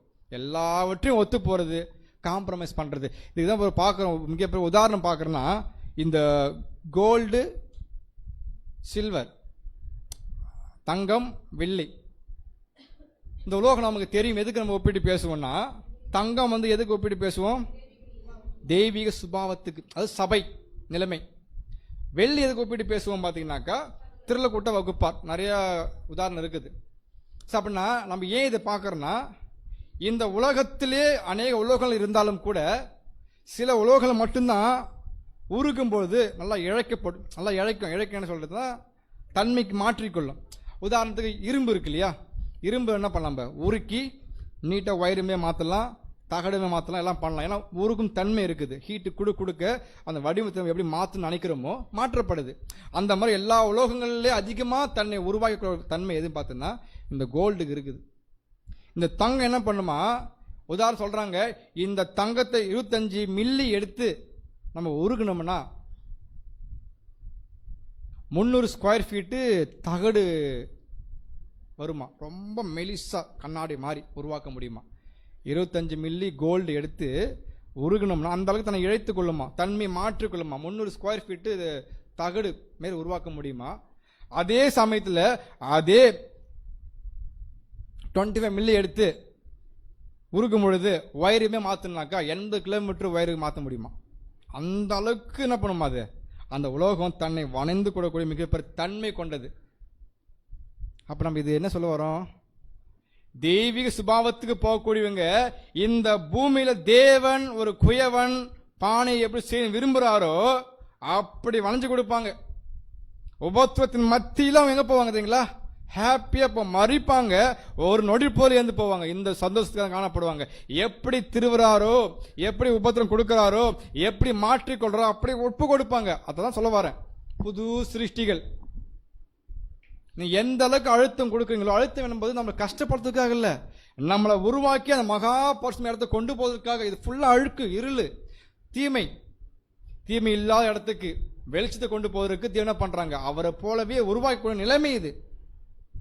அந்த மாதிரி மாற அந்த உலோகத்தை மாதிரி அதான் பார்க்க தெய்வீக சுபாவம்.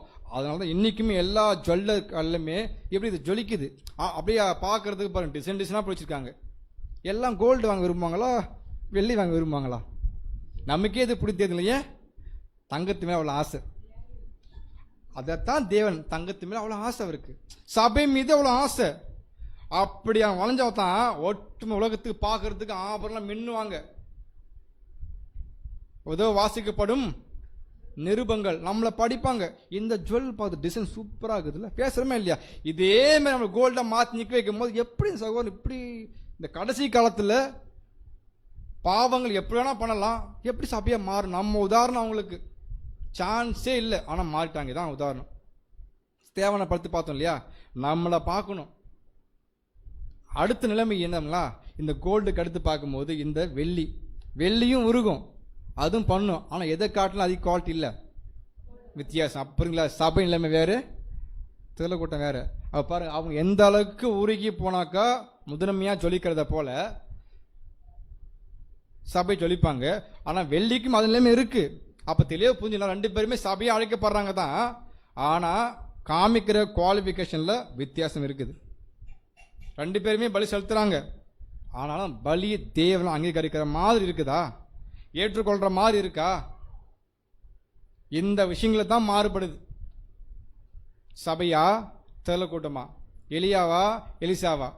நிறைய உதாரணம் பார்க்குறோம் நம்ம. அடுத்து எத்தனை பாயிண்ட் முடிச்சிருக்கோம்? 6. கடைசி கேள்வி கேட்பேன், எத்தனை பாயிண்ட். அடுத்து 7வது பாயிண்ட், ஜபத்தில் குறைவு, முக்கியமான அதிகாரத்தை இழக்கக்கூடிய தன்மை. ஜபத்தில் குறைவு போகிறது காசை பணமா பண்ணுறதுக்கு என்ன பண்ணுங்க? ஒருவேளை பாருங்களேன், இந்த மாதிரி விஷயத்தில் யாரும் குறைவுபட்டுரும்? பணம் திரளக்கூட்டம் குறைவுபட்டுரும். ஜபத்திலேயே போகிறது. ஆமாம், இந்த 6 பாயிண்ட் பார்த்தல, இந்த 6 பாயிண்ட்லுமே குறைவுபட்டிருக்கும் போது அவங்க சரியாக ஜபம் பண்ணியிருந்தா வச்சுக்கப்பட்டிருப்பாங்க, சரியா மாற்றப்பட்டிருப்பாங்க. இந்த ஜப ஜீவிதத்தில் கூட குறைவுபட்டிருக்கிறதுனால தான் அவங்களால முன்னேற்றமே அடைய முடியல. அதான் பார்க்குறோம் ஆதரவாசனம், ரத்தத்தில் தோய்க்கப்பட்டவர்கள் அடிச்சு புழிஞ்சி பண்றாங்க கரைகள், அது மட்டும் வஸ்து ஏறிட்டே ஆகுது. அப்படின்னா கேள்வி எழும்பணும், அப்ப சபைக்கு பாவம் பண்ண மாட்டாங்களா? சபை வஸ்து அப்படி ஃப்ரெஷ்ஷாக ஒயிட்டா இருக்குமா? கரையே படாதா? இவங்களை காட்டிலும் எக்கச்சக்க கரைப்படும். உண்மை, சபையோட வஸ்துல ஏகப்பட்ட கரைப்படும், ஆனால் டெய்லியும் துவைப்பாங்க. இதான் பாயிண்ட். டெய்லியும் செலவு பண்ணுவாங்க. பாவம் பண்ணிட்டாங்களா, உடனே கிருபை அந்த போய் என்ன பண்ணுவாங்க? தேவனே இந்த கம்யூனிகேஷன் கண்டினியூவா இருக்கும் அவங்களுக்கு. அதான் புது சிருஷ்டி. பாவங்கள் கரைப்படுத்தா உடனே கிளீன் பண்ணுவாங்க, கரைப்படுத்தா கிளீன் பண்ணிட்டே இருப்பாங்க. பண்ண ஷேட் ஒயிட்டா இருக்கும். நம்மளாம் பண்ண மாட்டாங்க, கரைப்படும். சின்ன புள்ளி தானே, பார்த்துடலாம். இப்படி புள்ளி பட்டு பட்டு பட்டு கரை பிடிச்சிக்கும், கரை துவைச்ச போகாது. அந்த அளவுக்கு என்ன ஆச்சுங்க, முத்தி போயிடும், சீக்கிரம் எடுத்து போட முடியாது. உதாரணம் பார்க்கும்போது தாவீது ராஜா, சவுல் சூப்பர் கேரக்டர். சவுலை விட தாவீது நல்லவரா கெட்டவரா? இல்ல சரி, பாவம் யார் அதிகமாக பண்ணது இதுல? தாவீது தான் பாவம் பண்ணு. தாவீதுக்கு யாரை தான் பார்ப்போம்? அது யாருக்கு பாவம் பண்றீங்களா? இப்போ தாவீது பண்ற தப்பு எவ்வளவு பெருசுங்களா? ஆனா என்ன பண்றாரு? மனம் திரும்பிட்டாரு. இதுதான் சபைக்கு பார்க்குறோம். உதாரணத்துக்கு பாவம் பண்ணுவாங்க, கொடுமையான பாவம் இருந்தாலும் கூட டெய்லியும் தேவ சமூகத்தில் போயிட்டு நீதியின் வஸ்திரம் கரைப்பட்டு போயிடுச்சு, மனம் என்ன பண்ணுவாங்க? மன்னிப்பு கேட்டு அதை தொடச்சிருவாங்க. இப்போ தொடக்க செலவை செய்ய மறுரூபத்தை நோக்கி தான் போயிட்டு இருப்பாங்க, தவிர பின்னோக்கி போக மாட்டாங்க. அதான் அப்போ தெளிவு, ஒன்னே செஞ்சால் மட்டும் போதும். ஒன்று செய்கிறேன், அவ்வளோதான். ஒரே நம்பிக்கை அழைக்கப்பட்டிருக்கிறேன். ஒன்று தான், 2 இல்லை. ஞாபகம் வச்சுக்கோங்க. திரள கூட்டு தான் மறக்க வேண்டும் அப்படின்ற ஒரு அழைப்பே இல்லை. அழைப்பு இருந்தாலும் முக்கியத்துவப்படுத்தலாம், அழைப்பு இல்லை. அது ஒரு கிரேஸ். உலக மக்களுக்கு கொடுக்க கிரேஸ் தான். அதுக்கு நம்ம அங்கேயே போகலாம்ல. அப்போ ஒரே நம்பிக்கை, ஒன்று செய்கிறேன், எல்லாவற்றையும் மறக்கணும். எதை? எல்லாவற்றையும் மறந்து முன்னாடி வைக்கப்பட்டிருக்கிற பரம் அழைப்பின் பந்தய பொருள், அந்த லக்கு, அந்த பந்தய பொருள் இருந்தீங்களா, அழிவில்லாத கிரீடம். அதை பெற்றுக்கொள்ள நம்ம நோக்கமாக இருக்கணும், நம்ம லட்சியமாக இருக்கணும், நம்ம கோலாக இருக்கணும், வெறியா இருக்கணும். இப்படி போகக்கூடியதான் புது சிருஷ்டி. ஏன்னா கரைப்படும் போகும்போது. ஆனால் என்ன பண்ணுவாங்க? டெய்லியும் துவைச்சிருவாங்க.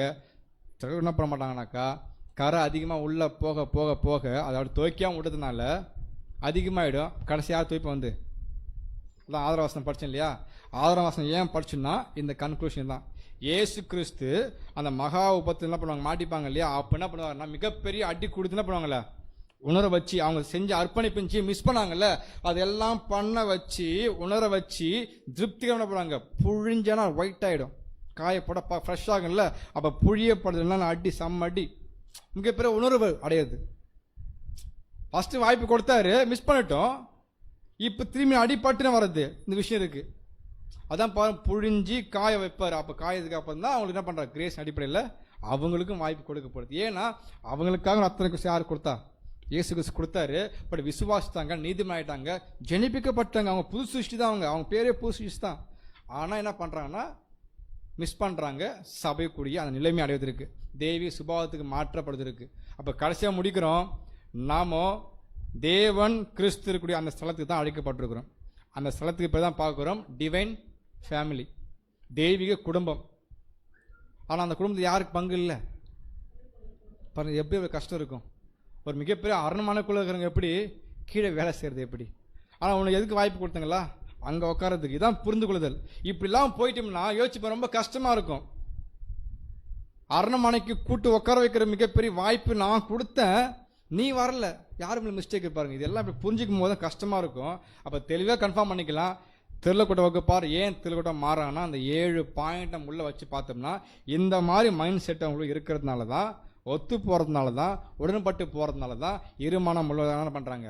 இந்த மாதிரி தவறுகளை போயிட்டு தான் பெற்றுக்கொண்ட மிக உன்னதமான பரம அழைப்பினுடைய காரியங்களை புரிந்து கொண்டும் தன்னுடைய சுய மகிமைக்காக எழுந்த போகக்கூடிய நிலைமையை என்ன பண்ணுறாங்க, அதை பெற்றுக்கொள்கிறாங்க பார்க்குறோம். இதுதான் தேவன் நம்ம என்ன பண்ணுறாங்கனாக்கா மறுபடியும் நினைவு போட்டுறாங்க. திரளக்கூட்டம் ஏன் திரளக்கூட்டமாக போகிறாங்க அப்படின்னு பார்த்தீங்கன்னாக்கா இது விஷயந்தான். அப்போ ஜெப ஜீவியம் என்னங்க ரொம்ப முக்கியத்துவம் வாய்ந்தது, ரொம்ப வல்லமும் வாய்ந்தது. தேவனுடைய பிள்ளைங்களுக்கு மிகப்பெரிய கிஃப்ட் இது. ஜெபம் செய்யப்படும் போது கட்டாயம் காப்பாற்றப்படுவோம். ஒருவேளை இந்த 6 பாயிண்ட் இருந்துச்சுன்னா கூட இந்த 7வது பாயிண்ட் ஜெபத்தில் மன்னிப்பு கேட்கப்படும் போது கட்டாயம் மன்னிக்கப்பட்டு மனப்பூர்வமாக சீர்திருந்தப்படும் பொழுது நாம சபையாக போவதற்கு வாய்ப்புகளும் உண்டும் என்பதுதான் தேவன் என்ன பண்ணுறாங்க, நமக்கு கற்றுக் கொடுக்குறாங்க. அதே சமயத்தில் திருக்கூட மைண்ட் செட்டு வந்துடக்கூடாதுன்ற எச்சரிப்பு தான் அந்த பாடமே தவிர நாம் திருவிடம் போயிடலாமான்ற எந்த ஒரு கான்செப்டும் இல்லை. இந்த மாதிரி இருப்பாங்க அவங்கெல்லாம், நீங்கள் பார்த்துக்கோங்கன்னா அப்படின்லாம் சொல்லுவார் தேவன் அன்பு. நீங்கள் சபை தான், எந்த மாற்று கருத்து இல்லை. ஆனால் இந்த மாதிரி மைண்ட்ஸ் இருந்துச்சுனாக்கா அந்த மாதிரி கேட்டகரியில் இழுத்துன்னு போயிடும். வேண்டாம், எச்சரிக்கையாக இருங்கன்றதை வார்ன் பண்ணுறத பார்க்குறோம். ஸோ நமக்கு தேவன் கொடுத்த மிகப்பெரிய பாடம் இதுதான். தேவன் தாமே இந்த வார்த்தை நமக்கு ஆஸ்வதிப்பாராக. ஆமென்.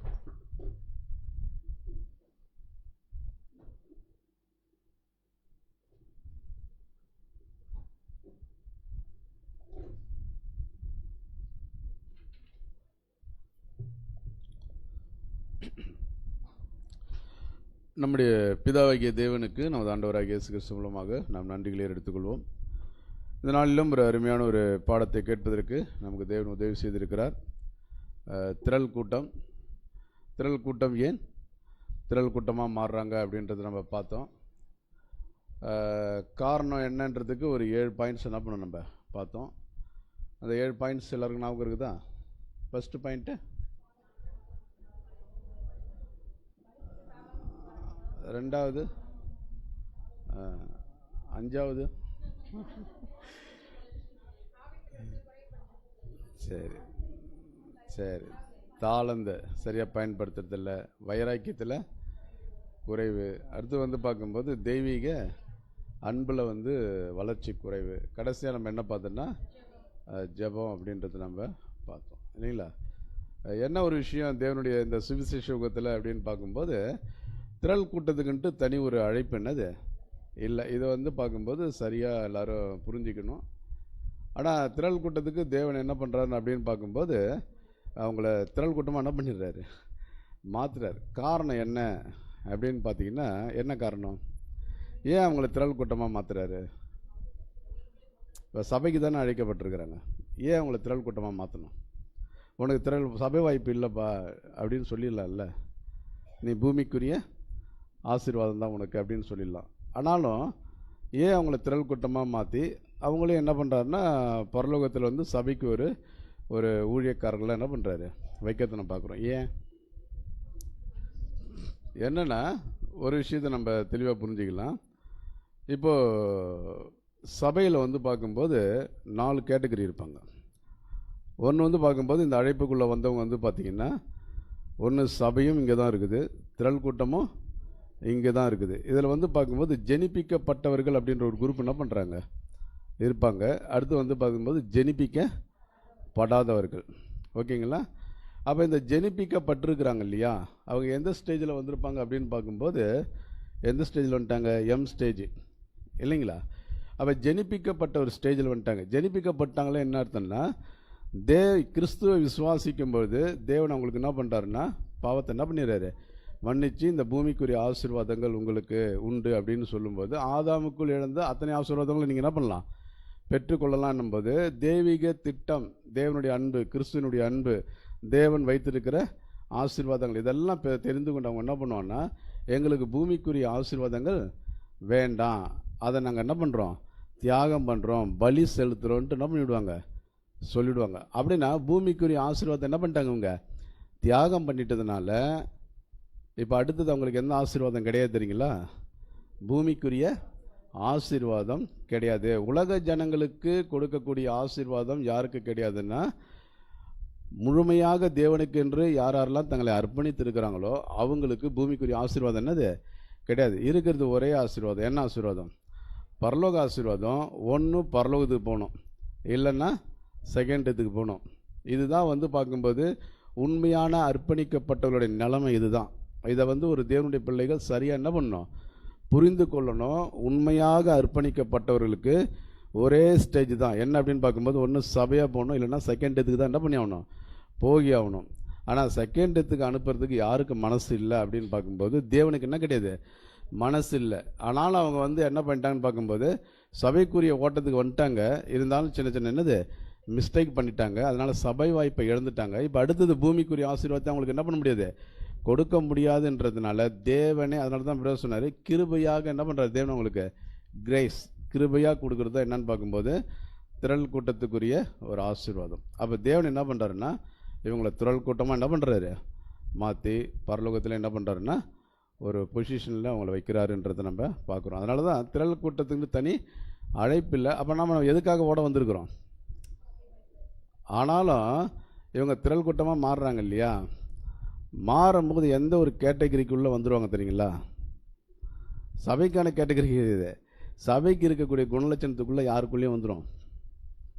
தேவன் எதிர்பார்க்கக்கூடிய அந்த குணலட்சணம் யாருக்குள்ளேயும் வந்துடும். ஆனால் ஃபஸ்ட்டு இருக்காது. ஆனால் மறுபடியும் திரள் கூட்டமாக அந்த ஆசீர்வாதத்தை பெறுவதற்கு அத்தனை குணலட்சணத்துக்குள்ளேயும் அவங்க என்ன பண்ணுறாங்க? வந்துடுவாங்க. அப்போ தேவனுடைய பிள்ளைகள் எதை நோக்கி தான் நம்ம ஓடணும்னு பார்க்கும்போது நம்மளுடைய அழைப்பு என்ன, நம்மளுடைய தேவனுடைய நோக்கம் என்னன்னு தெரிஞ்சுக்கின்னு அதுக்கேற்ற மாதிரி நம்மளை என்ன பண்ணணும்? எல்லாத்துலேயும் மாற்றிக்கொள்கிற ஒரு விஷயந்தான். ஓகேங்களா? அதனால தான் தேவனுடைய பிள்ளைகள் ஏன் பார்க்கும்போது கேரக்டர் சப்ஜெக்ட், கேரக்டர் குணலட்சணத்தை அதிகமாக வளரணும் அப்படின்னு பார்த்தீங்கன்னா எல்லாமே எதுனா தேவனுடைய சித்தத்திற்கு, அவருடைய மைண்டுக்கு ஏற்ற மாதிரி நம்மளை மாற்றுறது எது அப்படின்னு பார்க்கும்போது கேரக்டர் தான். ஓகேங்களா? ஓகே, இதனாலும் ஒரு அருமையான ஒரு பாடத்தை கேட்க தேவன் நமக்கு உதவி செய்தார்.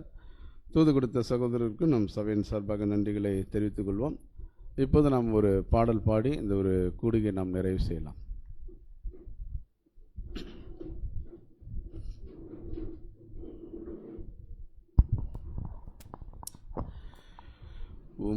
அன்பு எத்தனை பெரிதையா ஏசையா, அன்பு பெரிதையா,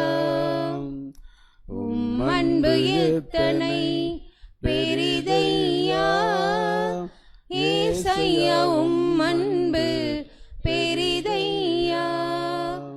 எப்படி நான் மறப்பேன், எப்படி நான் மறப்பேன், எப்படி நான் மறப்பேன் அன்பை, எப்படி நான் மறப்பேன், எப்படி நான் மறப்பேன், எப்படி நான் மறப்பேன் அன்பை.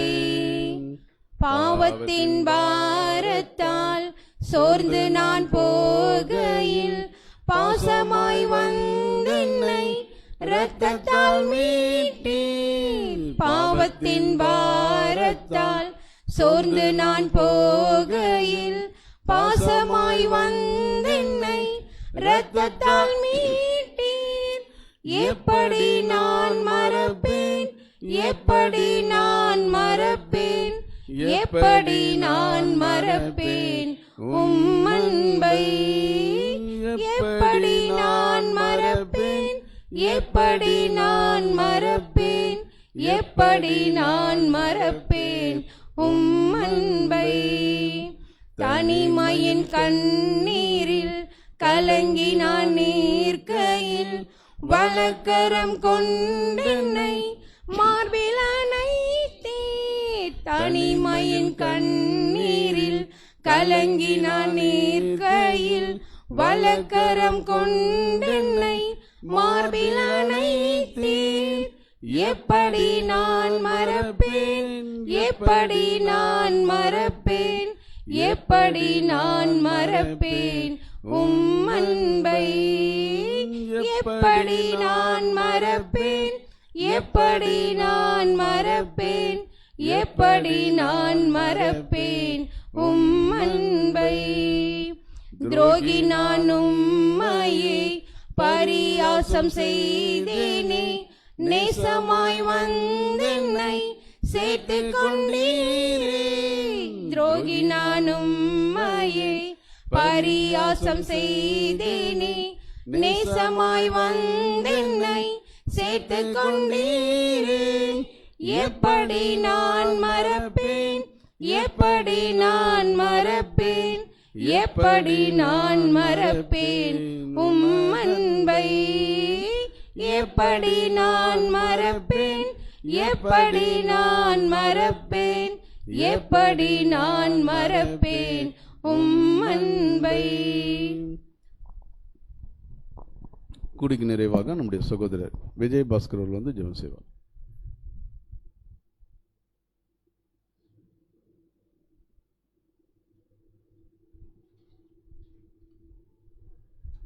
ஜெபம் செய்வோம். மகா அன்பின் பரலோக தந்தையே, அப்பா உமக்கு ஒருவருக்கு அப்பா இந்த வேலையிலும் துதியையும் அப்பா கனத்தையும் மகிமையும் நாங்கள் ஏறெடுக்கிறோம் தந்தையே. அப்பா இன்றைய தினத்திலும் சகோதரர் மூலமாக நீர் எங்களுக்கு கற்றுக் கொடுத்த உமது மேலான காரியங்களுக்காக நன்றி செலுத்துகிறோம் தந்தையே.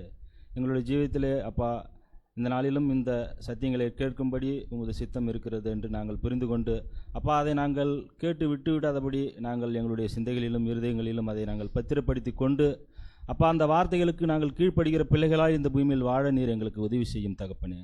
அப்பா தொடர்ந்து அப்பா ஒவ்வொரு நாளும் உம்முடைய தயவிலும் அன்பிலும் நாங்கள் வளர அப்பா எங்களை பாதுகாத்து வழிநடத்தும். எங்களுடைய மறைவான பாவங்களுக்கும் எங்களுடைய மீறுதலான எல்லா காரியங்களிலும் அப்பா நீர் எங்களுக்கு விலக்கி காத்து ஒவ்வொரு நாளும் எங்களை பாதுகாத்து வழிநடத்தும். இந்த ஒரு விண்ணப்பத்தை உமது குமாரன் இயேசு கிறிஸ்து மூலம் ஏறெடுக்கிறோம் எங்கள் அன்பின் பரலோக தந்தையே. ஆமென்.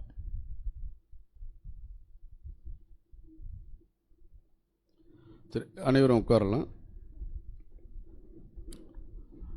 ஒரு சில அறிவிப்புகள். இப்போ நமக்கு செகண்ட் சப்ஜெக்ட் இருக்குது, ஓகேங்களா? அதனால் இருந்து எல்லாரும் கேட்கும்படி அன்பாக கேட்டுக்கொள்ளப்படுகிறது. நமக்கு செவ்வாய்க்கிழமை கிழமை வந்து பார்த்திங்கன்னா சபையில் வந்து கூடுகை இருக்கிறது. செவ்வாய்க்கிழமை நம்ம தொடர்ந்து 5th வால்யூம் நம்ம தியானித்து வருகிறோம். அதே மாதிரி வியாழக்கிழமை பார்த்திங்கன்னா கலாத்தின் நிருபம் தியானித்து வருகிறோம். அடுத்து வந்து பார்த்திங்கன்னா ஊழியத்தின் நிமித்தமாக சகோதரர் ராஜ் வந்து பார்த்திங்கன்னா கரூர் போயிருக்கிறாங்க. அதேமாரி சகோதரர் சத்யராஜ் அவர் வந்து மதுரைக்கு போயிருக்கிறாங்க, மதுரை ஆரப்பாளையம் சபைக்கு போயிருக்கிறாங்க. அதேமாரி பார்த்திங்கன்னா சகோதரர் செல்வம் அவர் வந்து பார்த்திங்கன்னா மாதர்பாக்கம் போயிருக்கிறாரு. இவர்களுக்காக நீங்கள் ஜெபித்து கொள்ளும்படி அன்போடு கேட்டுக்கொள்ளப்படுகிறது. அடுத்த வாரம் கலந்தாய்வு இல்லைங்களா? சரி, எல்லோரும் என்ன படிக்கிறோம் அப்படின்னு பார்த்தீங்கன்னா ரீஃபரன்ஸாகவே என்ன பண்ணியிருக்கிறோம், பார்த்து கொண்டிருக்கிறோம். அடுத்த வாரம் உங்களுக்கு வந்து பார்க்கும்போது ஒரு அதிகாரம் என்ன பண்ணப்படுது, கொடுக்கப்படும். அதிகாரத்தை நீங்கள் என்ன பண்ணுங்கள், படிச்சுன்னு வாங்க. அதுலேருந்து உங்களுக்கு என்ன பண்ணப்படும், கேள்வி கேட்கப்படும். அதிகாரத்துக்கு நீங்கள் என்ன பண்ணுங்கன்னா விளக்கங்கள் நீங்களே என்ன பண்ணுங்கள், தேடுக்கிங்க. ஓகேங்களா? எங்களுக்கு ஃபோன் பண்ணி என்ன பண்ணாதீங்க, கேட்காதீங்க. சரி, அதிகாரம் என்ன அப்படின்னு பார்த்தீங்கன்னா மத்தேயு 3ஆம் அதிகாரம் 13 17. அடுத்தது 4ஆம் அதிகாரம் 1 11 வசனங்கள். அதில் என்ன இருக்குது அப்படின்னு பார்க்கும்போது இயேசு கிறிஸ்துனுடைய ஞானஸ்தானத்தை பற்றி என்ன பண்ணப்பட்டிருக்கோம், கொடுக்கப்பட்டிருக்கோம். அடுத்தது அவருக்கு வந்த சோதனை 3 விஷயங்கள் இருக்குது. அதிலிருந்து தான் ஒரு சில காரியங்களை நம்ம சிந்திக்க போகிறோம். ஓகேங்களா? சரி, அதை வந்து நீங்கள் என்ன பண்ணுங்கன்னா எல்லோரும் படிச்சுன்னு வாங்க. அறிவிப்பு அவ்வளோதான். 10 நிமிஷம் உங்களுக்கு என்னது பிரேக்கு. அதனால் நீங்களே போய்ட்டு என்ன பண்ணுங்கன்னா உங்களுடைய காரியங்களை முடிச்சுட்டு கூப்பிடாமல் வந்துடுங்க. இத்துடன் இந்த ஒரு முதல் செக்ஷன் முடிகிறது.